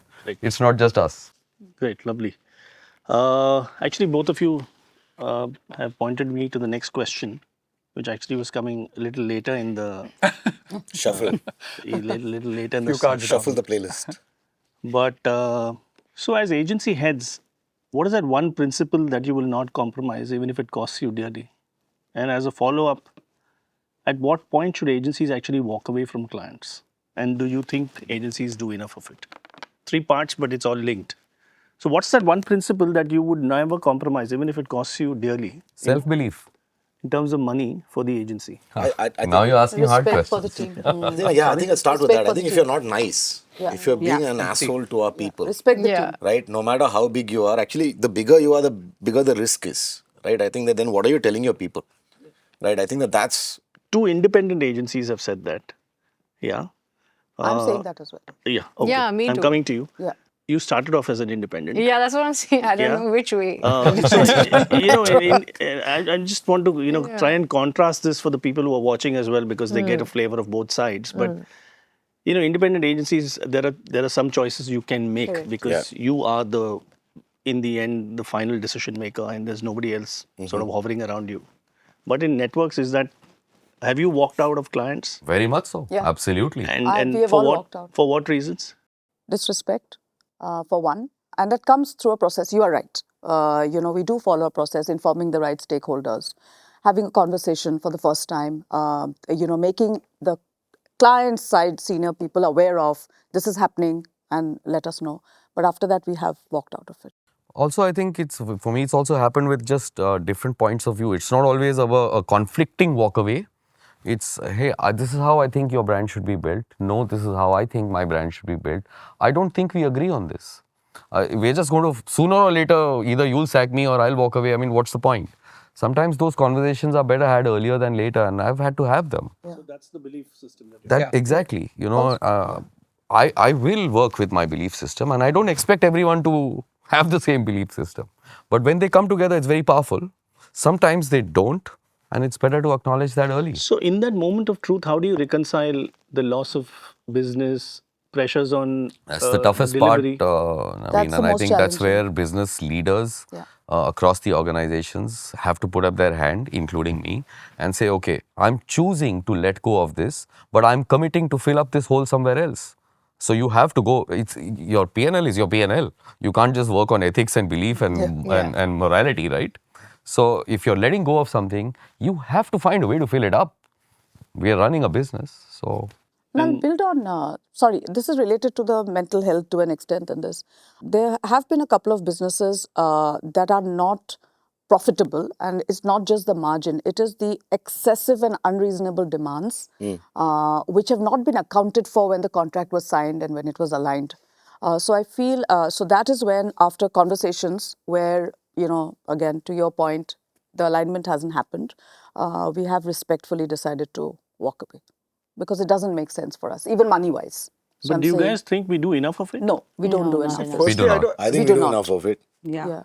I think that's also because that, when you take a decision, you take a decision together, smaller teams. Yeah. Sure. Firstly, so you bring everybody together saying that, listen, this is what's happening, and I think this is best for us. And I'm voting in favor of doing this. After a point, you don't listen to other people's votes also. You say, this is the right thing to do. You go ahead and do it. It's okay. One year you make lesser, then the next year you make more. Unlike other structures, Yeah. you don't have to sort of so take for that pressure. independence, it's For you, slightly it's easier. Easier. Yeah. I don't think it's always about the money. Sometimes the opportunity of the project that you're working on is also fantastic, and it's frustrating. And sometimes you just feel, okay, we'll work it out, we'll have a conversation, and you push longer than you actually should have. Yeah. You could have, you could have walked Cut it away off. before. You think I don't you- think it's always the fear of not having sometimes that you money. think you're the secret it's a sauce. respect You also know for that the they have a team. history of doing this, but you Yes. think it'll be different I with can do us. it. I can do this. And then, sometimes midway through you realize that no, it's not. So respect for the team. where do we and how do we call clients out on this? So I think, see, firstly, I mean, don't. I have enough examples. Sorry, I'm not going to. But Informally, isn't there already a system in place? Informally. but I am the secret sauce. Every agency believes that. But Then that, it'll be see, different with us. I think you only have yourself to blame, Yeah, it'll be right? different Because I with think us. that, I know that, I'll call him. We have friends across, Yeah. business. If I know that something's happening, I pick up the phone and say, dude, just be careful. Be Yeah. careful. Right? This is like, it's got Like to be. I was telling Arvind today, like earlier you used to win a pitch, you used to win the business. Now you win the pitch to win the project. And then they'll come to you and then they'll go back to someone and then they'll come back. It's more That's a topic that will take 3 hours to discuss. yeah, I think like, As a it's retailer. almost like a situationship. Like we're in situationship with the client. So I feel like that's what, like the alignment at the beginning is most important, because if they're not listening to you right at the beginning of the project, there's no trust, there's no belief in the creative judgment that the agency is bringing in technically. So I think that's a very important, like that's what we gauge, like when we meet clients and, if that's going to work or not. So years back, I had an idea of, how agencies get ranked.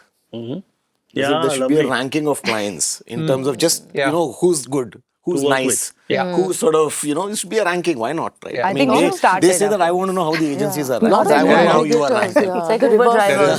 Uber drivers. But I think that's a great Blacklist. idea for agencies to rank clients. Yeah. Yeah. On how good are you to how good or great are you to work Purely with. on Yeah. respect. Yeah. Yeah, no, also Yeah. your appetite for buying risk, great work, How all of brave those you things. are. no, Yeah, because yeah, they yeah. also ask, right? Yeah, you Well, have we'll to never come agree together on that. as I'm an sorry. industry. Yeah. We'll never agree on that. That's what I'm saying. Simply You have to because come together. Yeah. Much like for us and our own people, it's the maybe same somebody for like us and good as clients. matter can do it. Chemistry Yeah. is important. And chemistry is different with different people. Yes, I can have a fabulous chemistry with one client, someone else may not. Correct. Right? Amitesh, yes, you're right. Except that sometimes there is a toxic pattern. Yes. Yeah. Right? Those Sometimes, at least yes. will get weeded out. Yes. We may never get it absolutely enough. right, but I think it's a great idea. I mean, Yeah. I'm happy to partner who Yeah. wants to partner with me to do this. Yeah. But you said, where do you draw the line? I think you draw the line on money. What do you mean by that? You have to value yourself commercially, Yeah. right? And when you think that commercial value outweighs respect or caliber of work or chemistry or any of the other variables, you walk away. For me, the answer is money. Am I commercially valuing myself well enough? And I think the industry doesn't do that well enough as a Yeah, whole. that's because I think Amit was making that point that we've gotten cynical as an industry in the last decade, 15 years. Around this table, it doesn't seem and feel that way. I mean, there is a very strong belief system around here, but doesn't seem to get transferred outside. Yeah. In our daily sort of Some people would have been impacted also, right? I mean, we are around the table. yeah. But if you're not around the table, or if for whatever reason, you've had to start off on your own or move on, etc., then you look at it at a different lens, like everything in life, right? So Yeah, well, I think this is a fabulous idea to rank clients. Yeah. I'm on. So are we. Counters Let's in. do it. yeah, but it has to be an industry scale and this. I think all the Otherwise- independents will say yes. I don't have to ask Paris. All of us. No, are- the network is saying Why? yes. Honestly, Should do it. This is a research where you don't reveal who you voted for anyway. Correct. So what's the problem? We were thinking good clients matter, good brands matter, and just the best. Yeah. Anonymous, Yeah. Go for it. Go for it. Let's go. I'd roll the I mean, you've won my heart now. No, but I think it's a great idea, and I think we should pursue it, Ivanshu, after. Yeah, Today maybe as that'll well. put some pressure on them to be nice. Yeah, we should. Yeah. Yeah, absolutely. I'll come to quality of work in the industry in a bit. But, some of you here are from independent agencies and some of you from network. Tell me in your quietest, darkest, most private moments, as independent agency heads, do you wish you were running a network? And as network heads, do you wish you were running an independent agency? See, and this is where you need to be honest. I can start from the other way because till 3 years back I was running a network, Correct. right? And then you Most sort of us were, yeah. most of us were, right? Independent ones. There are times when I see massive global businesses aligned. Correct. I said, boss, this is like, a moment when you sort of see this happen. But, I'd be lying if I say that you don't. But there are other moments when you feel like this is awesome. I guess there are benefits to both sides. of it. Yeah, I'm trying to bring that out for the people who are watching this, because it's all our terminology, indie, network. What does it entail really on a daily basis? Yeah, Lulu. I was going to say, I think for me, the moment when I really feel I wish I had my own agency is when it comes to rewarding people. When you know this person deserves more, but when you're part of a larger network or a larger holdco, you do have constraints. Those are business constraints. There's no fault of the holdco. It's just the way it's structured and the way it works. But that's when I really wish this is one area where truly people have overstretched or contributed disproportionately. And of course you reward them, but you wish you could reward them so much more. I think for me, that's when I always feel, shit, I wish I had a lot more leeway on this. It's a fascinating point. There are times where you want to make an illogical decision. Thanks, man. That's another one. And I was about to say that. that is the Take more time risks, I was where about I to say want to have my own thing. Because I think logic, everyone understands. The group understands, I think. And it's like everyone's saying, there are times when you're super happy that you are in a network which will give you all the tools or the wherewithal, tougher time, as in how you can tide through tougher times, etc., etc. But there are times where it just does not make sense, but you want to do it. So I think those are the times where you feel higher.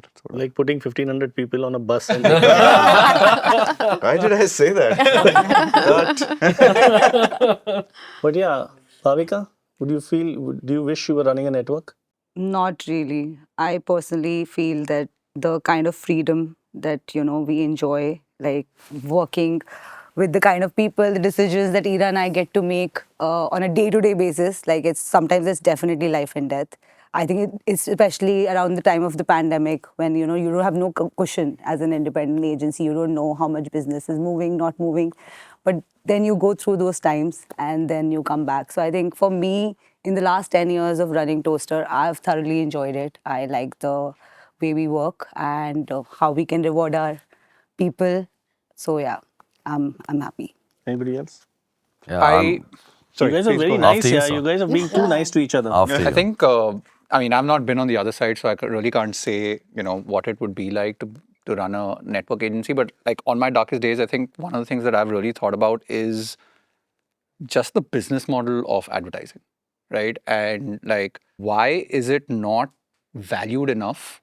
And how does that value then get attributed to some of the other things we spoke about, right? Talent and, the kind of ecosystem that you're creating for your people and so on and so forth. I think that fundamentally right now, we still operate in a free market at the end of the day. Yes, there are many of us, but there are many of, folks on the brand side as well. There's several brands and, new ones emerging every single day. But there is a need for us to try and find out what is the most effective business model for them to be able to value it commercially, right? And I think that is a problem right now. I think that the creative services business model itself is broken, right? And we need to change that, right? And there are things emerging, right? There are examples of like the venture agency model where you can invest in certain brands and you can actually build out a brand yourself. There are models like the embedded agency model where people are just bringing in small specialists and putting them into teams and so on and so forth. There are several of them, right? But I think that that's fundamentally, what I at least spend a lot of time thinking about, because I think that from there, everything else starts to flow. Yeah, right? but that's an issue for the industry. It's not just independent or network. Both. Exactly. It is. That's what I'm saying. So I'm not really thinking about like whether scale is going to matter. Like for me, I don't think that like having global scale is really what's going to matter. What's actually going to matter is how much the 5, 10, 20, 25 clients that I have, how much value do they see in what we bring to the table? And that comes from the model that we engage with them on, right? And that's something that we're trying to sort of think about. I think one of the things that when I look at it, and especially because of my experience with a much smaller network, which was BBH, right? I think just the access to the kind of intelligence and talent that you had globally, right? Which I miss because, I'm a very early independent, right? Very small in terms of size, right? Just the kind of people that I could access to talk about, you wrote the Keep Walking brief. Why don't I spend 10 minutes with you talking about what I should be doing in India? Oh, you did that. I could do this, right? So that's something that I think that No, I agree with that. That's something that I I can miss. kind of When we started- segue from there, to like in my view, I'm doing exactly what I want to do, and I don't want to run an independent today. I've never run one, by the way. I've run tech startups, which has some similarities, but it's certainly not. But in the creative business, I don't think the creative business today, and I may have said something different even 24 months ago. Today is for me to do a good job with creativity. I need scale, and I need data, and I need technology. I can't access that as an independent. So yes, it's the people, but I think it's more than the people today. Unless I have proprietary data lakes, unless I have AI systems that I am product building to take my creativity out into the world, I won't be able to take it out into the world effectively enough. And I can't do that as an independent. See, I need that scale. Yeah, and I therefore think today I feel, this is I'm on exactly the where I exact should be. opposite camp But, of that. yeah, but I don't don't, necessarily- sorry, I'm coming to Arvind. Yeah. But don't Bhavika does a fabulous job of integrating technology, data, Yes. tech. We Yeah. actually just set so up. does Yeah. Advait and so does AI Arvind, studio. in fact. Yeah. I So- think No, it's I more think of, it's a, different. But let's Yeah, just sorry. take your opposite view. Yeah, I think that if scale is your moat, AI just drained the water, Yeah. right? I mean, That's true. Yeah. I think it just drained the water. I think now is going to be an era where you need ideas to animate the machine, and those ideas are sitting inside independents. Wow. Beautiful. I do disagree, but beautiful. No, but let's talk about why. I think I have a, I completely agree. Ideas are sitting with the independents. So why do you disagree? There's a bias here. Why do you disagree? Why do you disagree? Because I think AI is only as good as the data underneath it. I think we work with extremely confidential and specific information and data that about our clients. We're not throwing it out into the world for ChatGPT to access. Yeah. I need my data systems. Yeah. Publicis bought Lotomy for a reason, right? We now have 91% of the world's internet addressable audience. I have a data lake that stitches across marketplaces, food delivery systems, across a whole lot of different data sources, which you don't have access to, even WPP doesn't have access to. How I use that data is proprietary to me, and therefore the richness of the insight I derive from it, and then the way I'm able to use creativity, amplify creativity using that is proprietary to me. Nobody else has access to that. And most importantly, I'm able to build the product because I'm working with the engineering teams. I'm not just a user receiving something that Sam Altman has made. I'm building this too. And that access I cannot do as an independent. So I feel Bhavika? powerful with that. Bhavika? Yeah, I think it's I mean, definitely. RGA is an independent. yeah. Yeah. RG is an independent. Yeah. So I think it's very interesting, but time will tell in terms of how much and how well we use it, right?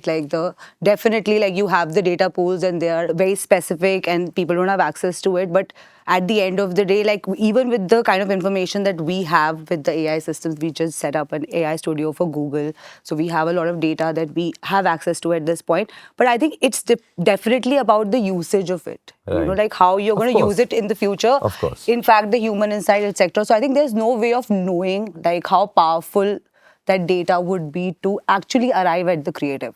So that is something think, that I just- I feel like there is some kind of parity I in agree. general We are that discovering an it. independent agency, because at the end of the day, the biggest problem for independents have been that a big client will want to go to a network agency for scale. But now if I can provide that scale, then I solve that problem there, right? So I think that's why I feel the next 4 to 5 years are going to be the Interesting, thing to say the figure least. this out. Yeah, sorry, I just had asked Advait. Yeah.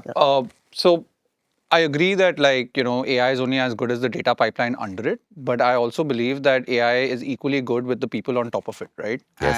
And the people that you bring on board is what you can Yes. sort of redefine, how you can apply creativity, right? Absolutely And I think agree. that what has changed in the last 5-7 years, and I think not really counter your point, but sort of look at it in a slightly different way, and something that maybe you can benefit from is that the access to that talent is freely available. Yeah.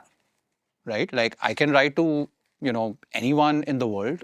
We have written to the Uncommons and the Mothers and the even network agencies of the world and said hey, we love your work. We'd love to learn from it. Yeah. And can we have a conversation about it? And they do. Yeah. Right? Yeah, And they share. So the access to talent is also now become a lot easier. That's true. Yeah. So Right? I'll just, Sorry. That's true. do you want to No, go ahead. debate with him? No, Then I just can- wanted to Okay. add to So something. I just, but like I'm out and out a network person. Even in my darkest moments, the thought hasn't crossed me. It's not that I think. And I think it's because starting with myself, and therefore I see now about the teams that we run, there's a lot of career options, growth opportunities, and ability to access markets beyond what you do when you are part of a network agency. And if I look at myself also, you get, and some of us who've worked also, like you can look at any market without relocating today. So today a person sitting, for example, in our Calcutta office, because we've got common kitchen, single approach, can work on a brief which is, say, in a New York office for something, and you get a high to say that I'm part of an agency, including me, I feel that as well, where I can work on any brief anywhere in the world. And that gives us, even if it doesn't materialize on an everyday basis or perhaps not for everyone, I think I find it very unlimiting that way. And that's one of the reasons, besides, of course, Amitesh, I'm in your camp. Okay? I want to tell you this, so. But can I say something in jest, if that's okay? Of course. You know how independents manage working on a brief in New York or Singapore? I'm sure they do. We just start an office there. I know. Every network was an independent before they became a network. Right? So we're talking about what stage are you on today? Yeah. But there's this narrative going around. There have been articles on it in the last couple of weeks or couple of months that independents will thrive and networks will at best survive. Where are you guys on this narrative? And I'll tell you, as a follow-up to that, I just read yesterday that Dentsu is trying to sell a $4.2 billion business and there are no buyers. Yep. So what's this big deal about network? So I think, the truth is, the question is about the industry and not about the network and the independent. On the Dentsu buyout, yes, I agree. I agree with you. No, but not in just the general, Dentsu buyout. Even in this part, see, if you look at it, all of us are running our own ships as entrepreneurs. Otherwise, we won't be sitting here, or probably won't be sitting here soon if we are not. Right? Correct. We all have to run it like we are running our own ship. I do it. I'm sure Amitesh and Babita and everyone does it.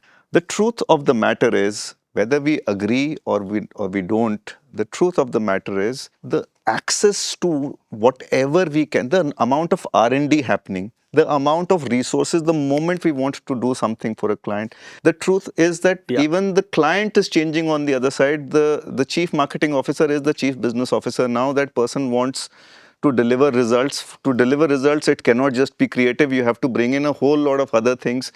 The network does provide it. That is the truth. Now, as entrepreneurs, I can pull that in. As a network agency running like an entrepreneur, I would want to pull that in and put it on the table for the client. Am I more effective? Yes. There are bigger clients. They want to put certain controls in place so that they are not, when we were talking about AI for that matter, they want to put certain controls in place so that they are not put in the dock later. Correct. That same comfort you will not have with independent. Nothing against, I'm saying, there are independents who do put a lot of rigor into what they do. But as networks, we have to have that. So then why is this narrative going around that independents will thrive, networks will only survive? Why is this narrative? And it's just too much noise around that topic in the last... I think it's just a juicy topic. It's just unnecessarily juicy topic. The truth is there is a role for both. Why is it so hard to understand that? Why is it either or? It doesn't have to be and it is not. No, like if I've been a client. Because the narrative going around, and I'm just being very candid here, is that all this, merger acquisitions happening, the ones that are going to benefit the most are the independent agencies. But that narrative then shouldn't be there. But narrative, we cannot stop any change. No, I'm not saying we should stop. I just want your views on it. Raveen, do you remember there was a time in Bollywood when I think for a full year there were no hits at all. Correct. And everyone said this has moved to regional cinema and regional cinema will rule. Bollywood is dead. Because we had just come out of, I think, COVID or whatever. Look at where we are right now. It's a narrative. And we are all very shallow in terms of our thinking because what has happened for 6 months, that is now extrapolating it to future and it's dead. No, I strongly believe that's not the case. It could be, see, I think the brief doesn't know whether you're an independent or a network. Correct. And you're sitting in front of the brief, it's the same, right? It's the same brief that's going to two people. I think it's basically two different business models that is fighting for the same opportunity. One is super light, agile. The other isn't super light and agile, right? I think the reason why this is being written is precisely because of that. Because I know that in networks, a lot of account management people have had to spend more time in cross-selling workshops than actually sitting in client offices Correct. and figuring out exactly what you need to do. Whereas an independent, you don't have. I don't have to go for best in the building. I can go for best in class, which is I look outside. I said, okay, Lulu does a damn good job of doing design. Let's go to her. I don't have somebody to build everything on your Yeah, I don't have to build everything on me, right? I think that's where the narrative is stemming from. Nobody knows where it will sort of play out. Yeah. I do just agree want to- that there is a role for. And the change always brings narratives out. I'm I'm assuming, saying. and I'm Yeah. just speaking on behalf of all of you, that there is a role for both. Yeah, like Amitesh, you said. But Chandni, you're in the thick of it. Yeah. Back Hey, to Chand. So I've been an independent, and Yeah. And then you sold, and then you became part of a network, then you became part of a larger network, then you became part of a.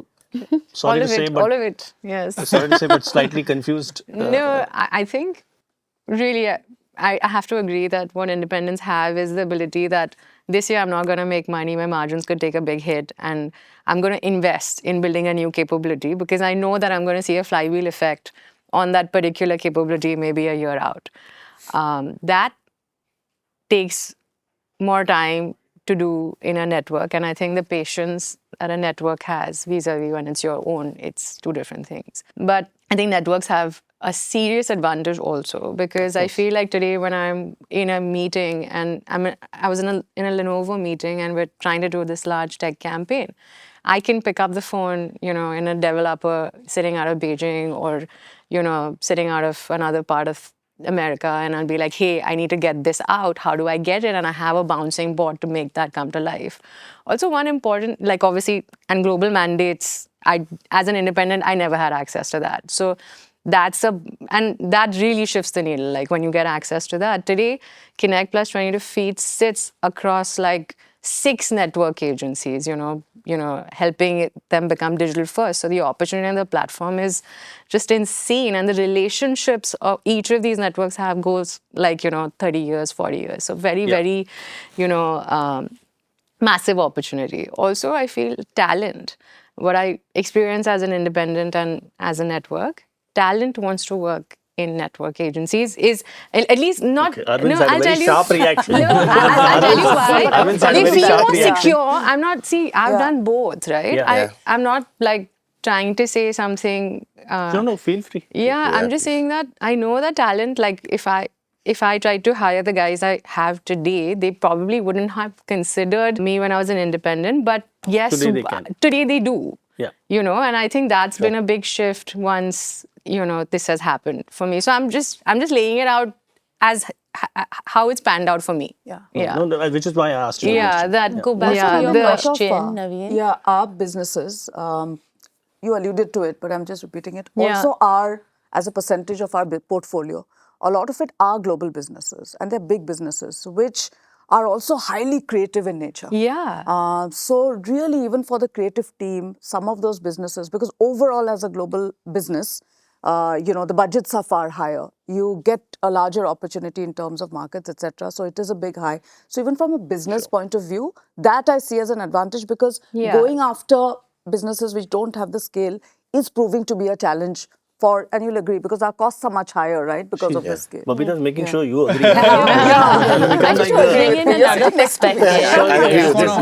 Just another perspective, because you said this narrative is going around, right? You think about, I think it's maybe 2010, 2011, when Airbnb first came about and investors, see, a lot of this is driven by the stock market and investors. Airbnb in a few years was valued way more than Marriott, which had been around for years. And it was disruption, right? It was value being created in new areas. And there was transformation that happened in the hospitality industry. They woke up to how Airbnb was creating value. A lot of the hospitality chains underwent quite significant transformation, and many of them are back to creating incredible value. I feel perhaps we are there as an industry right now where value is being seen by independents who are disrupting and are saying, hey, you know what? This is what clients value, and we are building our business models to maximize on that. And there is perhaps still a lot of slack Yeah. in some of the Especially larger agility companies, and this, exactly, yeah. which you were Yeah, talking I agree. about. So Yeah. I would go back to the narrative being formed because of the performance of these companies on the stock market. Oh, fair enough. Advait, you wanted to say something? Yeah, I just want to speak to actually Lulu's point. Arvind and Amit also sort of alluded to it. I think that where independent versus network is a very internal term, right? Like if we break out and get out of the industry bubble that we're living in, and we actually sort of look at it on a outside of that, right? And we sort of operate like a brand that's moving into another category altogether. I think that it's not going to be a question of will independents or networks thrive. It's actually going to be what business model actually will thrive, Yes, right? Like what is going to thrive in that world, right? And I think that that is what we need to sort of come down to, right? It's not just Airbnb, it's Spotify, it's Netflix, it's Uber, right? yeah. Like they're all there, right? They've all come and solved problems in their own categories and they've broken out of it. That is the opportunity right now, right? The opportunity is it's become a level playing field thanks to AI, Yes. right? It's become a level playing field thanks to the internet, right? And anyone and everyone can compete on it in it, geographically or like size wise, right? Like I think that that's where it's exciting. And you know, necessity is the mother of all invention, right? Like it is, you are pushed with your backs against the walls and now trying to say, okay, fine, cool, how do we survive in this environment, right? And we have to get creative about it. And that's where those business models will start to emerge. Actually, in meetings with clients, I've actually asked them, okay, marketing budget ja kahan raha hai? Like, where is it moving? It's moving away from the creative comms piece to the periphery. Like, there is a lot happening on consumer journeys, you know, influencer marketing. Specific solutions. Yeah. So I think if we don't adapt, and I fully agree with him, if we don't adapt and, you know, make it, you know, expand it radially to kind of impact the entire consumer journey, that's the only way it's going to impact the client's business. Which honestly, you're right. I mean, it doesn't matter whether you're independent or a network. I mean, It's you need to do it. Yeah. Because that's Absolutely. you're in that game at that time. And we're all There's one thing learning, I like faced, actually. now I'm coming back to your darkest fear question. I've been thinking about it. आप मतलब तीन question के बाद आप तीन से I'll tell you because it's related to this. I must say that as a network agency or scale, whatever you put it, it is always a celebration of a collective rather than an individual. And I feel for independence is the opposite. There is a lot of freedom starting with the founder to really celebrate people who ought to be celebrated. You don't level everybody down. Not just in this. So that safe, is a... No, that's fair. So safe to say network people are happy in the networks and independents are happy being independents. Safe to say that? Amitesh, safe to say that. Are we good? Safe to say that, great. yeah. We're good. But tell me, I mean, we spoke about investors, Airbnb, Spotify and all that. I had a question which I thought I would never get to, but it's here. If you guys were advising investors today, would you say advertising agencies are a good business to invest in? And then I'm going to come to quality of work because I might be running out of time. Yes, but I think it needs to be reframed in terms of... So Amitesh says no, you're saying yes. I said yes, but it needs to be reframed, not in its current form. I would agree with that. Not in its current form. And when like, you say I think you reframe- need to invest in you need to invest in creativity, Correct. right? Not necessarily advertising, right? Like, I know who said this. I might be misquoting David Ogilvy or whoever said this, but the best advertising does not look like an ad. Absolutely. Right? And I think that is what we need to get to. We need, like, creative problems have to be solved. Like it's not going anywhere. Right? You're going But to still isn't it have... ironical that, you know, we're a creative business and we're saying we need to invest in creativity? After more than 150 years. Because I'll tell you, one of the fallouts But of... so much has changed. The landscape has only surely. changed. So then obviously... But if it's a conventional setup, no. Yeah. If it is a changing setup, absolutely, this is the time where it's transitioning. And I think it will see, I think there was never a more fertile moment in advertising because the canvas is wide. The things that you do is a lot more. The challenges on the business side of clients are a lot more, and they need creative solutions, not creative only, but creative solutions. And I think if as a business, we will only think of print and or whatever it may be, screen, then I think we are limiting. But if Also, what are clients seeing value? Forget investors for a minute. A lot of businesses that we may not have converted, the reason cited is rate card. Rate card to me is not equal to creativity or value. Rate card is pure, I'll do it for 100. Somebody else has come and said, I'll do it for 40. And I feel unless we that value creation is associated with the premium, because to get business, if you are undercutting each other or working with rate cards which are not commensurate, then the value overall is going down. That's another 2-hour Yeah. conversation. Yes. That's a topic discussion. Anybody else views on this? So, I think Lulu. investors will invest behind businesses that have real differentiation, right? If they're the only ones doing something in a particular way, that's what they run after. I mean, if you look at any of these, the Shark Tanks of the world or venture capitalists, you speak to them, what do they look for? Are you truly creating something very unique and different? And then, of course, the addressable market and all of that. In some ways, perhaps a lot of agencies, ironically, in our industry are not that different. Yeah. So if everybody doubles down on differentiation and how they're bringing unique value, and then, of course, the revenue matching that differentiation, it will be a very, very attractive industry. So in some ways, yes, the relevance is never been greater. Like, as you said, the canvas is amazing. Creativity is super important. So I don't think relevance is a problem as such as differentiation. But that's the thing. The truth is in the nuance. I mean, Advait put it exactly. I mean, I'm fully aligned with him. Forget me being in advertising. If I'm an investor, would I invest in an advertising agency? No way. Would I invest in a creative company that's in transformation, that is participating in the transformation that the economy, the society, the world is going through? Yeah. Oh, you bet. Yeah. Because the whole world is investing money in one aspect of transformation, which is technology. It is a big driver of transformation in the world in general, forget us. But not enough people are investing in the brains, in the minds, in the imagination, in the creativity, which is as much a part of that transformation. So I think it is an area worth investing in, but not in a quote unquote advertising agency that says, "Mujhe brief de do, main campaign bana dunga." You know. So, safe to conclude then that the only person around this table who's been lucky is Chandni. That's good. She got out at the right time. She got out at the right time, and the ones who are screwed are me, Arvind, and Bhavika. Totally screwed. What about the guys who are just getting a salary? They're screwed too. Well, you seem to be happy with the network. So now don't complain. All right. Let's talk about what we all, I mean, we've spoken about it, mentioned it quite a few times today. Why do we come to this business? What do we love, live, and work for is the idea. Right? All of us get excited by ideas. Would you agree? It's my contention that the quality of communication, campaigns, ideas, creative, whatever word you want to label it as, it's gone down in the last decade or so, 15 years.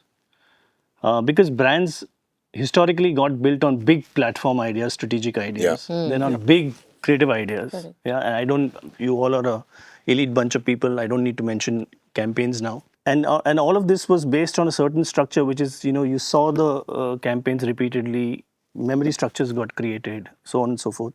But today we seem to be chasing engagement, shareability, likes. So are we building brand at all? Are the ideas deteriorating? What's happening?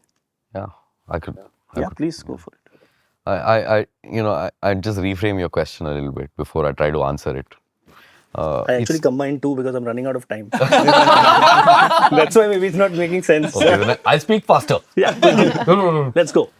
It's not about deterioration. I think it's a little bit about getting outdated. The model of creativity that worked in the advertising business, there was a certain thing that used to work. It doesn't work anymore. The industry is in various degrees of recalibration.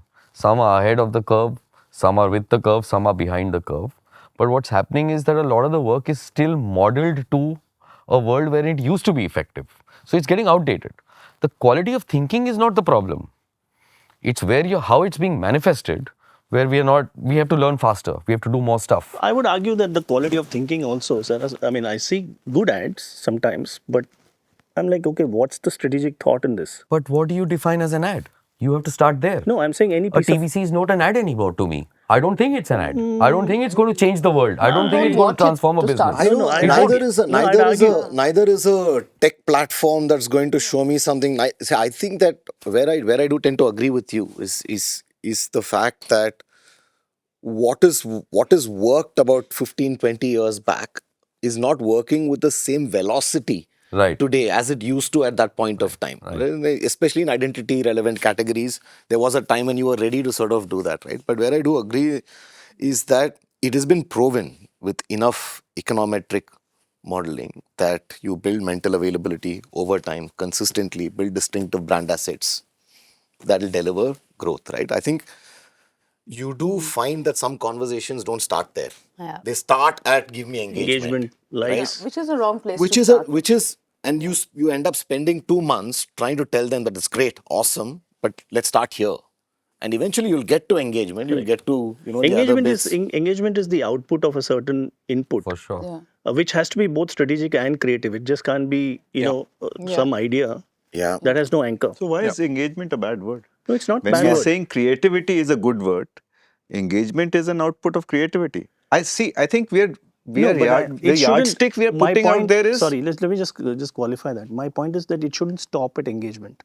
Eventually people are, any client, when they come to us, they're coming to us to grow business.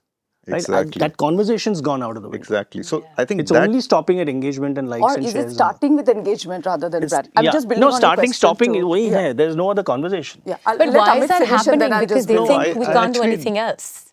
Not really. I mean, I'm saying the fact is that these are the very same people and the very same agencies that while they do the work on engagement and Burnett has enough examples where you do work on engagement and shares and likes and that being, let's say, a client dictated objective, but there are brands that you're working on which are making you the I most... must spring into this point with most haste, given the shortage of time. I want to speak with I haste as actually well. have I don't know who are the clients, if we're all talking to the same clients. Yeah. My clients have gone way beyond saying engagement. In fact, if we say engagement, they turn around and say, are you guys outdated? Yeah. I'm not interested in engagement. The world has already moved on. They talk about growth. I don't agree with that. There are right? still, no, that's great. Yeah. That's great if you're not, but there's still a whole lot of them outside.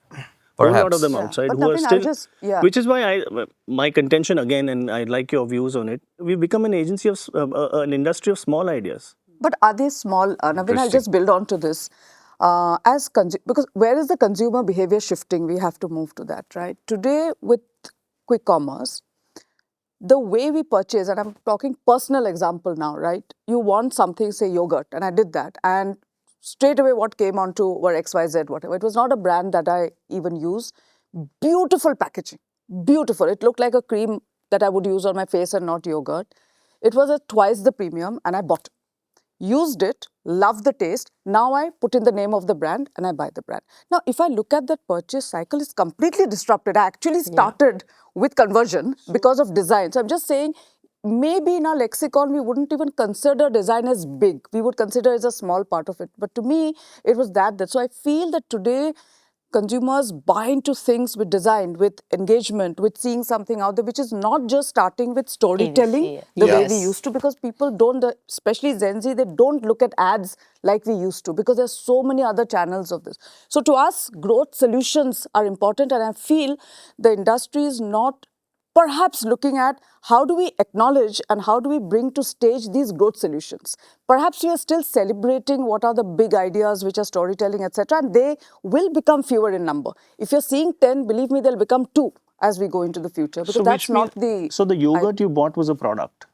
Correct. Wasn't a brand? It was a... No, it was a brand, but it started off with... it wasn't a brand in your head. You didn't even know the name. Correct. Right? But you liked something about the packaging and you bought it. Yes. So is there a role for brand anymore? Of course there is a role. That's what I'm saying. I went back to it. You went back to it because she tried the product. No. Because I looked at the design and I went into it. I'm saying the in Naveen is today not like I see a TVC or a film or an outdoor and I buy into it. I actually think the role for brands has become much sharper today than it was 10 years ago. It's more important. But we don't seem to be, my contention is that we don't seem to be investing in brand assets like the brand, for lack of a better word, what's the core of the brand? What is the brand idea? What's the, we don't seem to have that conversation. There's a you may be having it, but there are many others who are not having it. I think there's something to say about organizational maturity as well. I think a lot of the clients that you're talking about who've gone past all of this have that, right? I also speak to people who've just started 3 weeks back. You're right. Right? Yeah, I think that over there, and the language that I use has evolved because it's helped me have this conversation, right? I talk about a minimum viable brand, like a minimum viable product. right? Here are the mistakes that you shouldn't do, that 1 year later you want to change your name, right? 1 year later you want to change the logo. That's a lot of money wasted. Yeah. You don't want to change your story later. Spend a little bit of time, get your ducks in a row, right? Let's sort of talk about what that story needs to be. Now, as and when you get funded, you can go out and tell that story to the world. Till then, we'll do performance marketing. We'll do, influencer marketing. We'll do I was shopper hoping there's a marketing. question on we'll do AI all of actually, those because things. I'm waiting to jump into that. Yeah, I'm coming to Okay. I have to come to that, Babita. How could we This is not? related to it, where marketers feel a lot of things can be done even by themselves, sitting on the desk and putting in something on AI. And that is the start of, or some of this maybe. Yeah. But anyway, let's come to that when you... Again, I'm just sharing my view because I love your reactions to it. This is an opportunity for me to get into 8 heads and see what you guys think. Would you agree that in Cannes, when you go for the awards, the most celebrated day seems to be the last day when you're integrated campaigns, Yeah. big digital campaigns, television campaigns. That's the biggest day, right? I don't know who's awarding a performance marketing campaign. So if that's true, But that's my point. no. I'm saying if that's true and that's the industry standard, let's say, one of the industry standards, we don't seem to be doing, and I'll quote, for example, what my view on it is. IPL, which is one of the biggest money churners of all the advertising dollars that get spent in this country. Yeah. IPL, big boss kind of properties take Broad most reach. money. Correct. Yep. IPL ads are deplorable. So what's happening? I just want to know where's the issue, and how do we solve it? If we agree there's an issue. More hardworking. Yeah, Again, I'm just performance discussing it. It's marketing, more like about... that's where people are spending money at No, least. I'm saying they're running the ads on TV. No, They are. There's somebody who's running an ad on TV, and I still find it you deplorable. come back to the economic cycle of the country. There are more early stage companies today and in the last 5 years than there have ever been. In the world also, but certainly in India. The prerogative of an early stage company is often driven by the investor. Yep. Right? You need to demonstrate traction to your investor. One of the ways of demonstrating traction while you're still building your long-term sustainable product and marketing and all of those strategies is to get eyeballs. Yep. IPL has become a platform for, if you look at the kind of advertisers spending money on IPL, it's changed. Yeah. Right? A lot of those guys are saying, you know what, main kar lunga.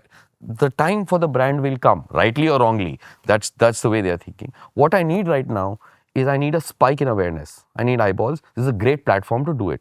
And that's defining both who's investing in the platform and the kind of advertising they're doing. I'm talking I think quality the of creative. quality, I think it's a No, slightly no, different it comes from question. there. My question is on the quality of creative. comes Yes, from there. fair enough. I want salience. No, but it'll come from there. He's saying that It's you coming don't from have there, the no. patience If that is to what have I good- want as a brand owner, I want a quick spike in salience, awareness, eyeballs, whatever you want to call it, then a certain grammar of creative will work for me.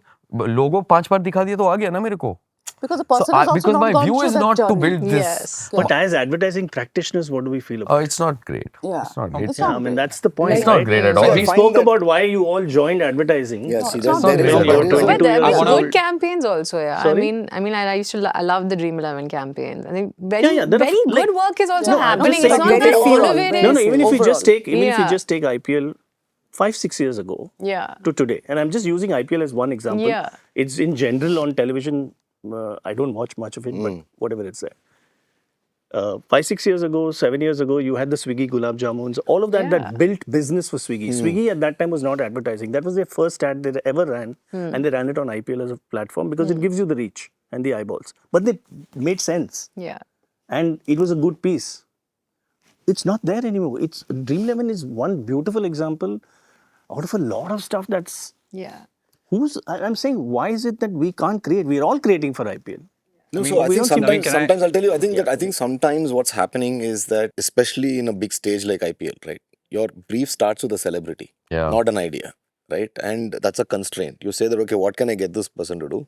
Eventually you end up with a Saturday Night Live skit, right? Correct. Where you sort of end up putting something over there. You're not asking, is this the right person at all to even sort of come there? Yeah. One of the conversations I had said, why did you sign this guy? Because he was available was the answer. Right? I think, and I was like, We faced all that. so like, what are we talking about here? Right? I think So clients are to that's blame. one. So clients are to blame. Just to take Arvind's point forward. I would also have blame I have a ourselves. slightly It's not different like view. Yeah. I think we need to stop tracking the weather and start understanding the climate, right? And one of the reasons as to why I got in was a short film, but one of the reasons as to why I got into advertising was because I was very deeply influenced by culture. Like I took like up a job in investment banking because I saw films like Wall Street and it influenced me, right? So culture has played a very important role in many of our lives to actually pick the professions we've actually picked. And there used to be a point in time where we probably would sit and watch those ads, right? I've seen the Cadbury ads and I've seen all the, Zuzu ads and all of those. And that was what influenced us and pushed us in this direction as well, right? I think what we need to look at is the influence that the work we do actually has in culture, right? Look at IPL not as a platform but a brand in itself. Yeah.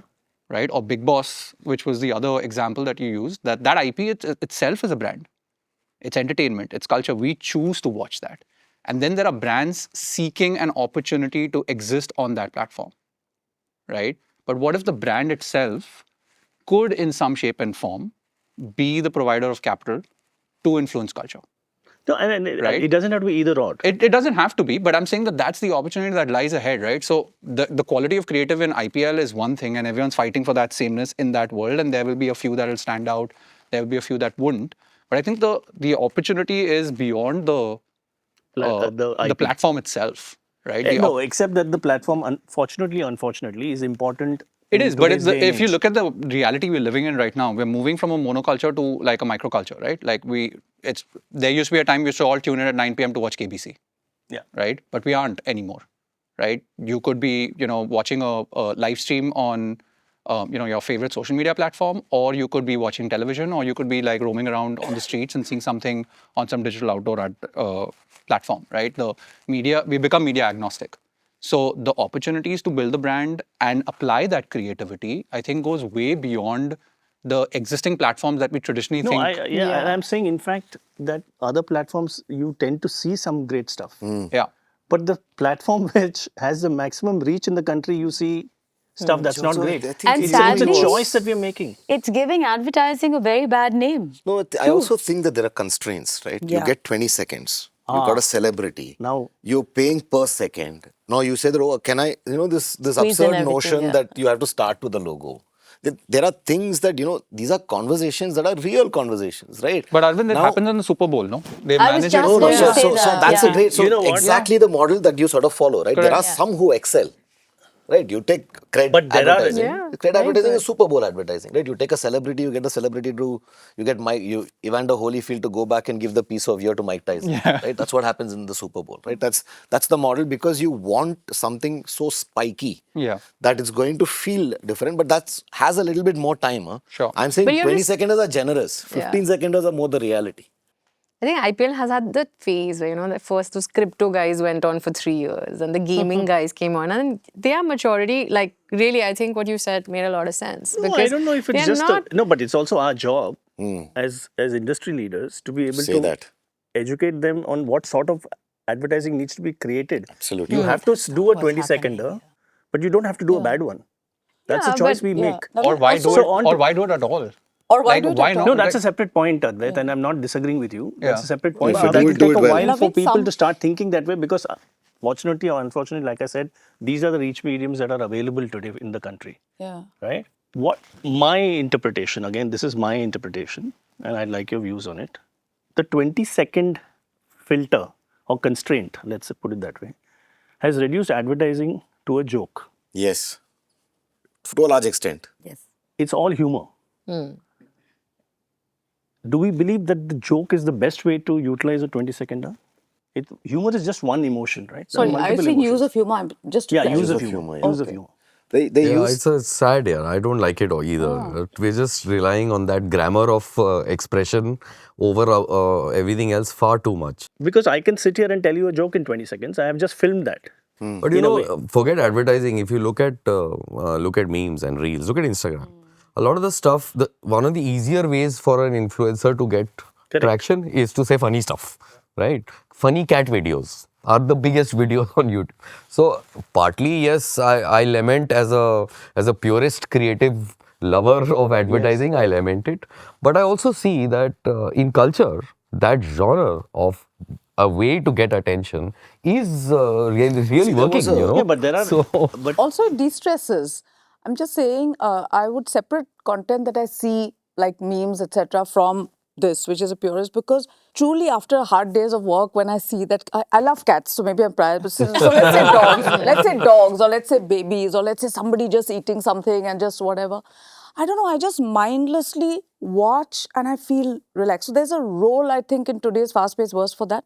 I think the question is, I agree with you, on the 20-second, and whether we are mistaking it with these kind of content to say that should be juxtaposed. You know what here. is feeding what? Yeah. It seems, I mean, that's a narrative I hear even in my office, to be honest. कि 20 second है, मतलब कैसे करेंगे? How do I make somebody cry in 20 seconds? But the conversation seems to be binary. I either make people laugh or I make people cry. I can make them scared. Angry. I can make them Frustrated. angry. I agree with you. I can make them calm. If I have a film which just opens on silence, and I introduce a spa, it works for 20 seconds, but we don't think that way. It's also because I think there was a time when it was difficult to sell anything funny. Quite some time back, it was very difficult to get a funny campaign through, right? Because people are laughing, I don't want people to laugh. There was a time when all campaigns were about purpose. Yeah. Oh. Right? No, there was. And I was like on the other camp. I was going to say. No, but there was a time when all campaigns were about, located to the closest available purpose. Right? Now I think everything is about being funny. Right? I think what ends up happening though is that if you've decided, it's a complicated one, right? Because a lot of times for IPL, you're pitching for that particular project. It's not a long-term relationship. A lot of times. You've pre-decided that only humor works as the person sitting and judging it. And you've already told me that you have this celebrity. There are only 5 jokes you can do with that celebrity in 20 seconds. 6 people have come and told you 7 jokes. You're picking the best joke and you're moving ahead. So we are agreeing then 20 seconds is reduced to humor. Is there a way out? I think there is. What you said is a great way out. I'm going to try that. Silence. Silence. is golden. You finally see something now. Silence. Get out of the 20 seconds. I was going Yeah, to I say think exactly Like, I think that, Yeah. like, Discussing again, 20 seconds. I'm just trying to Sorry? go back to that original point that I was trying to make, right? Like, I feel like Broader. right now we are boxing ourselves in terms of what our creativity is. Is where it's expressed as well. Yes. In what durations and so on. No, Yes, I agree. absolutely. Your Spotify Wrapped work, for instance. I'm just taking that as an example. Sure. It's not 20, it's probably a 60, if I've estimated it right. It allows me to tell, though it tends to use humor again. Yes.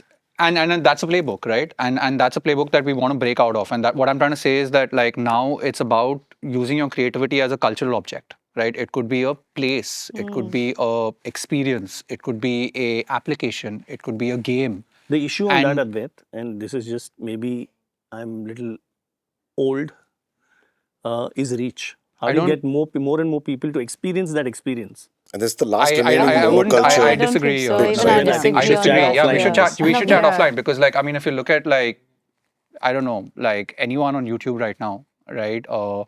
The content YouTube is like, still a reach medium. It is. When I and meant- it's, you're when- not limited you're by 20 talking seconds about- there. Oh, you're not. Yeah. You're not limited by 20 seconds there. There are people who are reaching, like, I mean, there are people Except who, the non-skippable version is 20. sorry? The non-skippable is 20. Exactly. But like if you do, but you do, that's not your medium. Like if you look at India's Got Talent, right, which is an IP that like Samay Raina created, it was getting like 10 million views an episode. Yeah, there are many Or- other ways or- to drive and- reach. and- You know what is and- the monthly and- active and- user base of India's biggest game? Correct. Yeah, exactly. 150 million Yeah. monthly actives. Oh, we Let's don't talk think reach. that way. See, my point is every year on year, IPL increases its 10-second rate because we feed it. Yeah, that's Right? true. That's But also like- going back to that- what he that- said, Yeah, the I'm core. with you. No, I'm with you on that. I'm saying there needs to be a break of this hegemony that they seem to be asking for more money every year, but paying less money to IPL Naveen, or this is BCCI. also our media setups.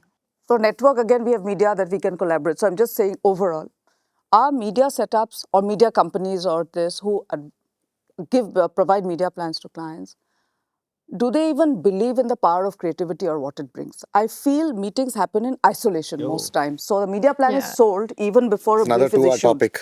Correct. Okay, guys, I have to do the AI questions now. I've lost my train of thought on AI, but Yeah, but the questions are not what you might have. Agency fees. You mentioned if that's a moat, then there's no water now. Is there a threat? Is it already real? Where our clients are questioning your cost per hours, number of people, and therefore questioning your fees? So Yes. how do we, is there a way out, or is that? Yes to both. Please. See, if you look at the evolution of this new technology, which is changing everything in the world around us, it's still at a fairly early stage. And I think the way the world in general is adopting it, and certainly our business and marketing is adopting it, at this point is quite heavily efficiency driven, right? And when it's efficiency driven, then you seek value out of the efficiency that you're gaining out of it. So I don't blame a client for saying, hey, you're gaining more efficiency. I want you to by adopting this. Therefore, you need less time. Therefore, I will pay you less money. It's but natural. But that's changing. That's going to change very fast. I think faster than any of us understand, because real value of AI requires investment. You need to spend money on the tech, on the data, on the cloud services, on a whole bunch of stuff to extract full value from it. Yeah. And the moment we start looking at AI as something that's giving me value and not only driving efficiency, we will, as advertising people, spend more money in it. And clients, when they see that value, they'll be willing to pay for that. So I think, I would hope, and I would like us to move towards a place where we say, today you're only paying for my mind. Tomorrow you will pay me more than you used to pay me last year, because I'm amplifying my mind with AI, and that's costing me money. So I'm not only spending money on my people, I'm spending money on building the product and the technology and the tool that's making my people stronger. Pay me for both. I don't know if it'll happen in 6 months or 1 year or 2 years. I'm not. No, it's a great not point. God. It's a great point, except clients are known to be, I'm trying to find the right polite word now. Short-sighted. Yes. And if that happens, where do we go? I think clients are realizing, that, what you can expect from the agency is efficiency, quick tat. But I don't think money has become a conversation. Not yet. They are not yet. I mean, I haven't had any of them come and say that. And plus, they absolutely value what the agency brings from an idea perspective, from a creativity perspective onto the table. I'm not seeing that. I have a question to Amitesh, just to add to your bit, right? I think you were also mentioning that there's AI tools being built internally, right, within the organization, right? Are clients even beginning to ask about that? Are they willing to pay for that? Are they open to such conversations? Not Which willing is to the pay value for it side of yet. it, not the efficiency side of it. Yeah, I'm not seeing them being willing to pay for it yet, and rightly so, because we haven't demonstrated the value of it nobody enough knows yet. it yet. Yeah. But interest for sure. And of course, it's again not, I can't say everybody. Yeah, sure. So there are some guys who are ahead of the curve themselves. And what I'm really loving about these conversations with those kind of clients is that it's a collaborative conversation. Yeah. Because they recognize that I can't do this alone as an agency, and I can't do this alone as a client. The systems have to work together. So it's really partnership. And those conversations are good ones. I have hope for us and our client relationships because of that. Bhavika, anything? I think because we've progressed a little bit in terms of the setup that we've done, there is the question of like what's the savings on like an yearly basis, like which is both from a time perspective and cost perspective. So I think those conversations are coming in now. We are going to see how that goes. But definitely, because once you start on the path of AI, we don't know how far we're going to go, and like the changes that are coming in, and every day then 5 new things that you have to learn. Like what I've been saying to everybody, that like we had to do this entire mental shift of being from purist to tourists, like, so we need to learn every day. There's something new coming up. You're doing like influencer marketing also, you're doing AI studios, you're doing content studios in-house. So there are a lot of things that will bring in the efficiencies, and I think we need to obviously tally the data, but it's just because we just set it up right now, so it'll take some time to understand how much efficient it is. But yeah. See, I feel firstly AI is a reality and it's a phenomenon. Till now there are so many things which were spoken about, they faded away, virtual reality, etc., right? Yeah. It didn't become as big. Artificial intelligence is a reality. It is going to impact us. The strange part is there are polarizing views put out there when it comes to AI. One is the creative agencies are dead. They won't exist tomorrow. The other is it will not impact at all because it is about creativity at the end of the day. The truth is somewhere in between. The truth is that it is going to impact the business, but at the same time, the creativity is not going away. I agree that there is an efficiency part of it. There is also a magnificence that artificial intelligence will bring in. Yeah, absolutely. It will bring that in. We need to make sure that how do we use it. There is no conversation on costs right now with the clients, but there is a conversation on security for sure around it, because there is a huge price a brand can pay around it, and that's where I think investing and building that in-house and making sure that that is the right tool which will give us the right output as well as security is super critical, and I think that's what clients are certainly talking about. But I think it's changing. Do I have an absolute answer where will it land? Not at all. I don't think anyone. If anyone does, I think we're all bullshitting. But it is. I don't think it's going to wipe off everything. It'll be nice and it'll be something interesting. Probably we'll be doing more creative work and some of the efficiency part of mundane stuff will happen elsewhere. I just want to add one more thing. If we just move away from the efficiency conversation, when does price erosion happen in an industry? Right? Is when the consumers are not seeing the elements of value. Yeah. So to go back to what we've been talking about, I think it does fundamentally come down to all our clients. If we were to be empathetic with them truly, they are doing more with less. And when you have less, that budget will find its way to the things that they find most valuable. So I think it does make us also reflect and see. Be accountable for. In fact, I would have said the same thing on value. And I feel as agencies, even as clients together, sometimes AI is being almost seen as outsourcing thinking. AI is not outsourcing thinking. AI really is a great enabler. I love the word magnificence, in fact, that with the tools and technology, it's not just faster, but you can get rich insights, you can get data, but finally the thinking has to be, and we have to have that confidence. I think in the industry overall, globally, there's so much of that vulnerability also, thanks to all the narratives that are going around, that you almost feel AI can do what I was doing. And that is what is leading to the erosion of self-confidence, not just the value that you have. But even I have not seen a conversation of cost as of now. I've had few clients come to me with logos designed by AI. I've gotten scripts from clients. So they were rejected, obviously. Like, this is what is... No, but that's fine. I'm just... As a say, but I think that it's a So we've actually built a tool for our clients, which they can use. And honestly, it's a collaborative process from our end, where the client is like, "Bata, kya ho raha hai? How do I start? How do I start on this AI journey?" And they're like, "Can you have two of your guys sit in, train my guys, make it happen? Is this tool brand safe? How do I kind of do it?" And the first place that they're using AI technologies for is for their B2B market, like for their internal comms, all their internal comms is now shifted to AI, and I have like 10 clients, I can tell you, they are doing it with our tool. Really, this thing, I think that's going to be the eventuality. So I would say rather embrace it and then focus on where you can bring the value. Not like, so do what needs to be done, because for them also, if you're really a partner for them, then you need to go down that journey of the AI tool and how their teams are going to start adopting it together. That's really the... Just to add to her point, like, in fact, like how it was just that AI is a tool now, it's almost like an operating model. Like, so there's no replacement to creativity. It's the operating model that you'll build on.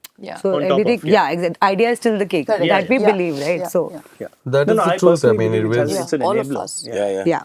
In fact, I add another word to it. It will be an equalizer. It's not the differentiator. Everyone's going to be able to do this. What's the big deal? Everyone's going to be able to do this. Where's the differentiator? That's still in our head. Correct. The folks around where we work, we'll make the difference. I have no doubt in my mind. Because, today I'm 3 months ahead of you, today you're 6 months ahead of me, and the adoption curve in the tech capability and all of that. But that'll equalize very fast, Table stakes eventually, like in terms of AI. Super. I just had a point to speak to Amit and Lulu's point about value and creativity. I think one of the issues with creativity is that the biggest threat is not really AI. It's actually going back to what you said right in the beginning, which is cynicism, right? Like, it's just us not trying to sort of look beyond where the opportunity lies in creativity, right? And that's where we need to sort of identify what are the value, like, drivers, right? And I think that fundamentally that is a new kind of an operating system, right? Yeah, Like the absolutely. old operating system is gone. Like it's no longer, linear marketing funnels and like, specific media platforms and that kind of an approach. It is a completely new operating system. And what AI is doing is it is accelerating that at a speed that no one could do before. Like we built, to your point about tools, we've built a cultural intelligence platform, which would have taken us lots of VC money and lots of months to put together, which we've done with a 3-person team in 4 months. Nice. Right? And there are clients who are paying for it. Okay, because they want to know what is trending on the internet. They want to know how is culture shaping. They want to know what opportunities that they can tap into, media platform, cultural platforms that they can tap into.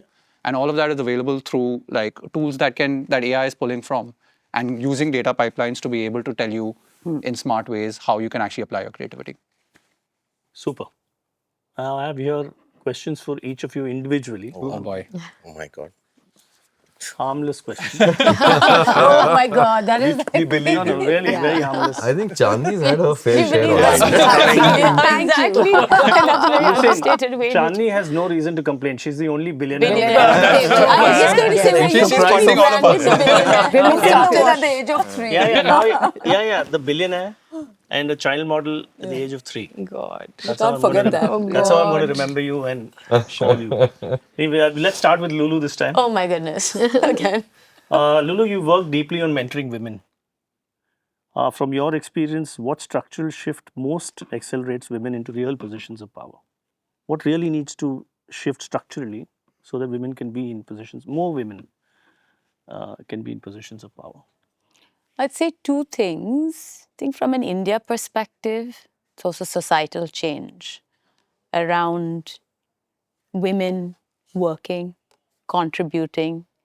If you actually look at the percentage of women in the workforce, it's shockingly less than even our neighbors. I mean, that's a sobering statistic, right? And that has to do with norms, attitudes towards the role of women and their contribution to the family and therefore progress. That's a big structural societal shift. But from a organizational perspective, whether it's larger companies, SMEs, it's not mentorship but sponsorship. It's about the people who are actually putting their money where their mouth is and giving women those opportunities. That's a structural shift that's required. And are there enough men out there doing it? Yeah, I don't want to make this about men No, I'm just versus saying, women, no, right? because they are the larger workforce. That's why I'm asking the question. Fair enough. Not enough right now. And there may be many reasons why, but I think it's required much more so than has happened in the past. Thanks. See, harmless. Babita, you actually recently stated that one of the essential shifts to keep creativity human first is to lead with questions rather than data, right? So in an ecosystem increasingly optimized around dashboards, like we spoke about earlier, performance metrics, automation, how do you ensure that the right human questions are still being asked and not prematurely being answered by data? So this needs internal, like I said, confidence as well as education.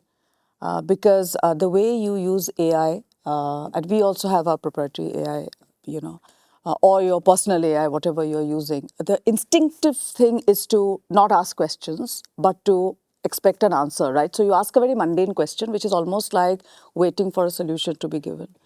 I think creativity has thrived on curiosity. And curiosity stems with really understanding that peeling of the onion that we used to always talk about, what lies beneath, what lies beneath, what lies beneath. And I do feel sincerely that because with technology, there's always a shortcut to solutions. And you almost feel like at the very first question, you've got an answer, which is so much in detail that you feel you've arrived at an answer. And I do feel really going to the age-old, meeting people in person, just spending time with consumers. There was a Piyush Pandey, when we were talking about, because all of us respect him so much, where he said, if you look into your laptop, all you get is data. And when you look up, you see the world. And he said it beautifully in Hindi. And I truly believe in that. that, when you look out, meet more people, encourage people to read more, to just engage more, I feel that human centricity will come in. Because without the power of storytelling, even a mundane banner has some story behind it. And only a very few know how to bring that out. Super. Thank you so much. Arvind, as a young agency, and you answered this in the context of another question, so see if you have a different answer for this. As a young agency, what kind of business have you consciously said no to? Not the ones that have come in and you've said thank you, but you've said no to, even though it would have helped your short-term growth. People, history sheeters, basically. People who've had a reputation of being really good for money but bad for the soul. So उनका FIR file हो चुका है मतलब. Yeah. People like us have already sort of said that this is not going to be a... Chandni, you I started... thought I'm done. You're the billionaire. We only When you learn... sign the next check. What is happening? We only continue to learn from you. You started Connect at 22 Correct. and scaled it to 500 plus people across cities. What operational decisions that you made early on still quietly continue to power Connect's creative success today? Some early decisions. Yeah, that honestly, we built, structurally, we built the agency very differently, and like we believe creative and media have to be together. So we had a media practice in 2018, a web practice and a tech practice, like much earlier. 2016, we had an influencer marketing desk. So this thing of how do you structure the agency to operate, to give the right kind of output for your client, keeping the client at the center of it, we've kind of built the agency like that for the right kind of solution. And I think that's really made a massive difference. We believe that, these things have to work hand in hand. Yeah. Yeah. Amit, to you, Dentsu operates at the intersection of media, data, creativity. What is the hardest integration challenge we as leaders underestimate when trying to make this model work? And as a global network, just back to network, how did the system help you in this challenge? So I think that the challenges are on two fronts. One is at the agency front and the other is at the client's front. Okay. Some of the times the agency on the client front is that they are not as integrated because they have separate silos within there. So a digital team versus a media team versus a brand team, so to say. But what I'm seeing is that the roles are changing there. It's becoming more business oriented and more chief business officer roles there and hence everyone connected. So it's shifting but not completely shifted. So that's one side of the challenge. The other is that we as agencies have been we used to operate as one. There was one single agency. We disintegrated because I think we were giving it as freebies and we didn't want to do it and we disintegrated as creative and media. I think now is the time where we have to integrate beyond creative and media, because the answer is not just creative and media. The answer is also sport. The answer is podcast. The answer is content production. There is so much more to be integrated, which is beyond creative and media, and we are all used to. So it's not that we have a ready professional sitting there and who will do it. We have to create those professionals. Those people, and we also have to unlearn quite a few things that we know that. I think that's the challenge, but I think that's the beauty of where we sit. Something new. Yeah, that's the absolutely. fun. Yeah, absolutely. Advait, most brands claim they understand Gen Z. Yeah, even agencies, but your work genuinely resonates with them. So how did you actually build that structurally, creatively, culturally? Culturally, you may just mention the tool that you created, but how did you get this level of understanding of Gen Z that each piece of your work actually speaks to them quite profoundly? Baby is woken up. I'm going to leave now soon. I think start with just having a lot more Gen Z, if you will, in the organization itself, so that it's just representative of the creative output we want to create, right? And I think that applies to everything we want to do, right? So when we are looking at, engaging with a specific subculture or a specific community in Tamil Nadu or in Gujarat, we try to bring that cultural authenticity to the work we do, right? And that's where access and that's where community all plays a very, very important role. So what we've done is try to build frameworks that allow us to authentically operate within those cultural ecosystems and create creative output that can actually resonate with that. So we try and bring as much of that potential audience that we think we want to talk to into our creative process. There could be content creators who exist in those geographies. It could be strategists who understand a certain market really well, or something else. But we've built out those frameworks to be able to allow for that. So when it comes to even talking to a younger audience, we've effectively sort of just ensured that we have that much more in our ecosystem. Super. And congrats on all the work. Thank you. Thank you. All right. Bhavika, Yes. as someone who actually came up through mainstream agencies, that's what they used to call them, Yes. Yes. and now leads a modern one, as you call yourself. What is that one thing traditional agencies still underestimate about how younger talent wants to work? And I think we spoke about a bit of it, but if you can elaborate.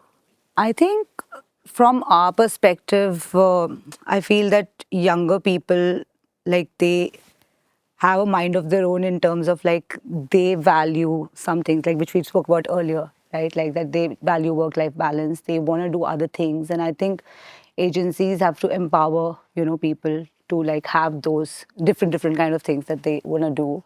I think for us, what has been interesting is also that a lot of knowledge sharing in terms of, like, because I came from mainline background, I came into digital, and now we are starting up AI or doing influencer marketing. So just the exposure and access to different kind of, opportunities within the agency, I think that will really open up the conversation, because it's a very steep learning curve for us also, actually. Everybody who's sitting here, like, we have to learn every day on the job. So I think just giving Gen Z that, or the younger people at the agency, that exposure is very important. Well, thank you so much. Amitesh, you lead the world on effectiveness today, as per the rankings. Now, in a market obsessed with speed and volume, and we've spoken about that again today, what hard choices did you make to keep effectiveness, not just output, at the center of the business? Well, the answer is always culture, isn't it? And I think it may sound a little intangible, but I think that is really at the heart of it. If you look at, like, traffic in India is very effective. It gets from A to B. But when a foreigner looks at that traffic, he's like amazed that you don't have 100 accidents every minute, right? It's what I call choreographed chaos, right? I think for us to be, as a creative company, to get from A to B, which is effectiveness, right? But do it with speed and agility. We need to have a recognition of choreography, but embrace the chaos and the fluidity. Perhaps this sounds a little esoteric, but it is at the heart of the culture we are trying to create. Okay. So yes, I think just the ability to deal with choreographed chaos with both the process and the efficiency, but the freedom and the fluidity and the madness and the excitement that we are in the business for is really the answer to that. Super. I have not run out of cards, as it might seem here. But we have run I out thought of we were time. done. Nor have I run out of questions, but I certainly have run out of time. Yeah. So from all of us at Good Ads Matter, it's actually a wrap. I'd like to thank all of you. You've been phenomenal, 10 on 10 on everything that we spoke on when we started. So thanks so much for making the time, for sharing your views. I have learned a lot today. As an independent and being out of a network for 10, 11 years, you stop thinking in a certain way. I think you've opened my minds to take some stuff back to the womb and maybe even deploy some of that stuff, either with you or just on our own. Yeah. But I'd love to work and collaborate with all of you at different points in time on different initiatives. Client ranking being the first one. Yeah. I'd like to thank Invideo again, who are shaping the way stories are going to be made in this AI world. And we've been speaking a lot about AI and its influence on how it's going to shape the industry. And last but not the least at all, Good Ads Matter.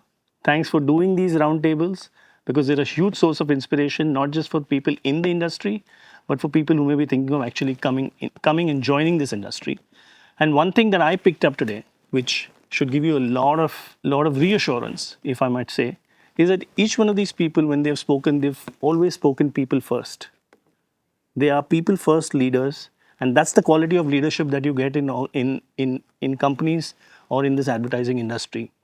So while you hear about stresses and strains and so on and so forth, that's the quality of leadership that you will experience and enjoy.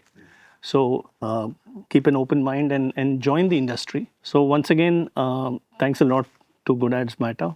I think all of us can go home, rest easy, because we know that good ads matter.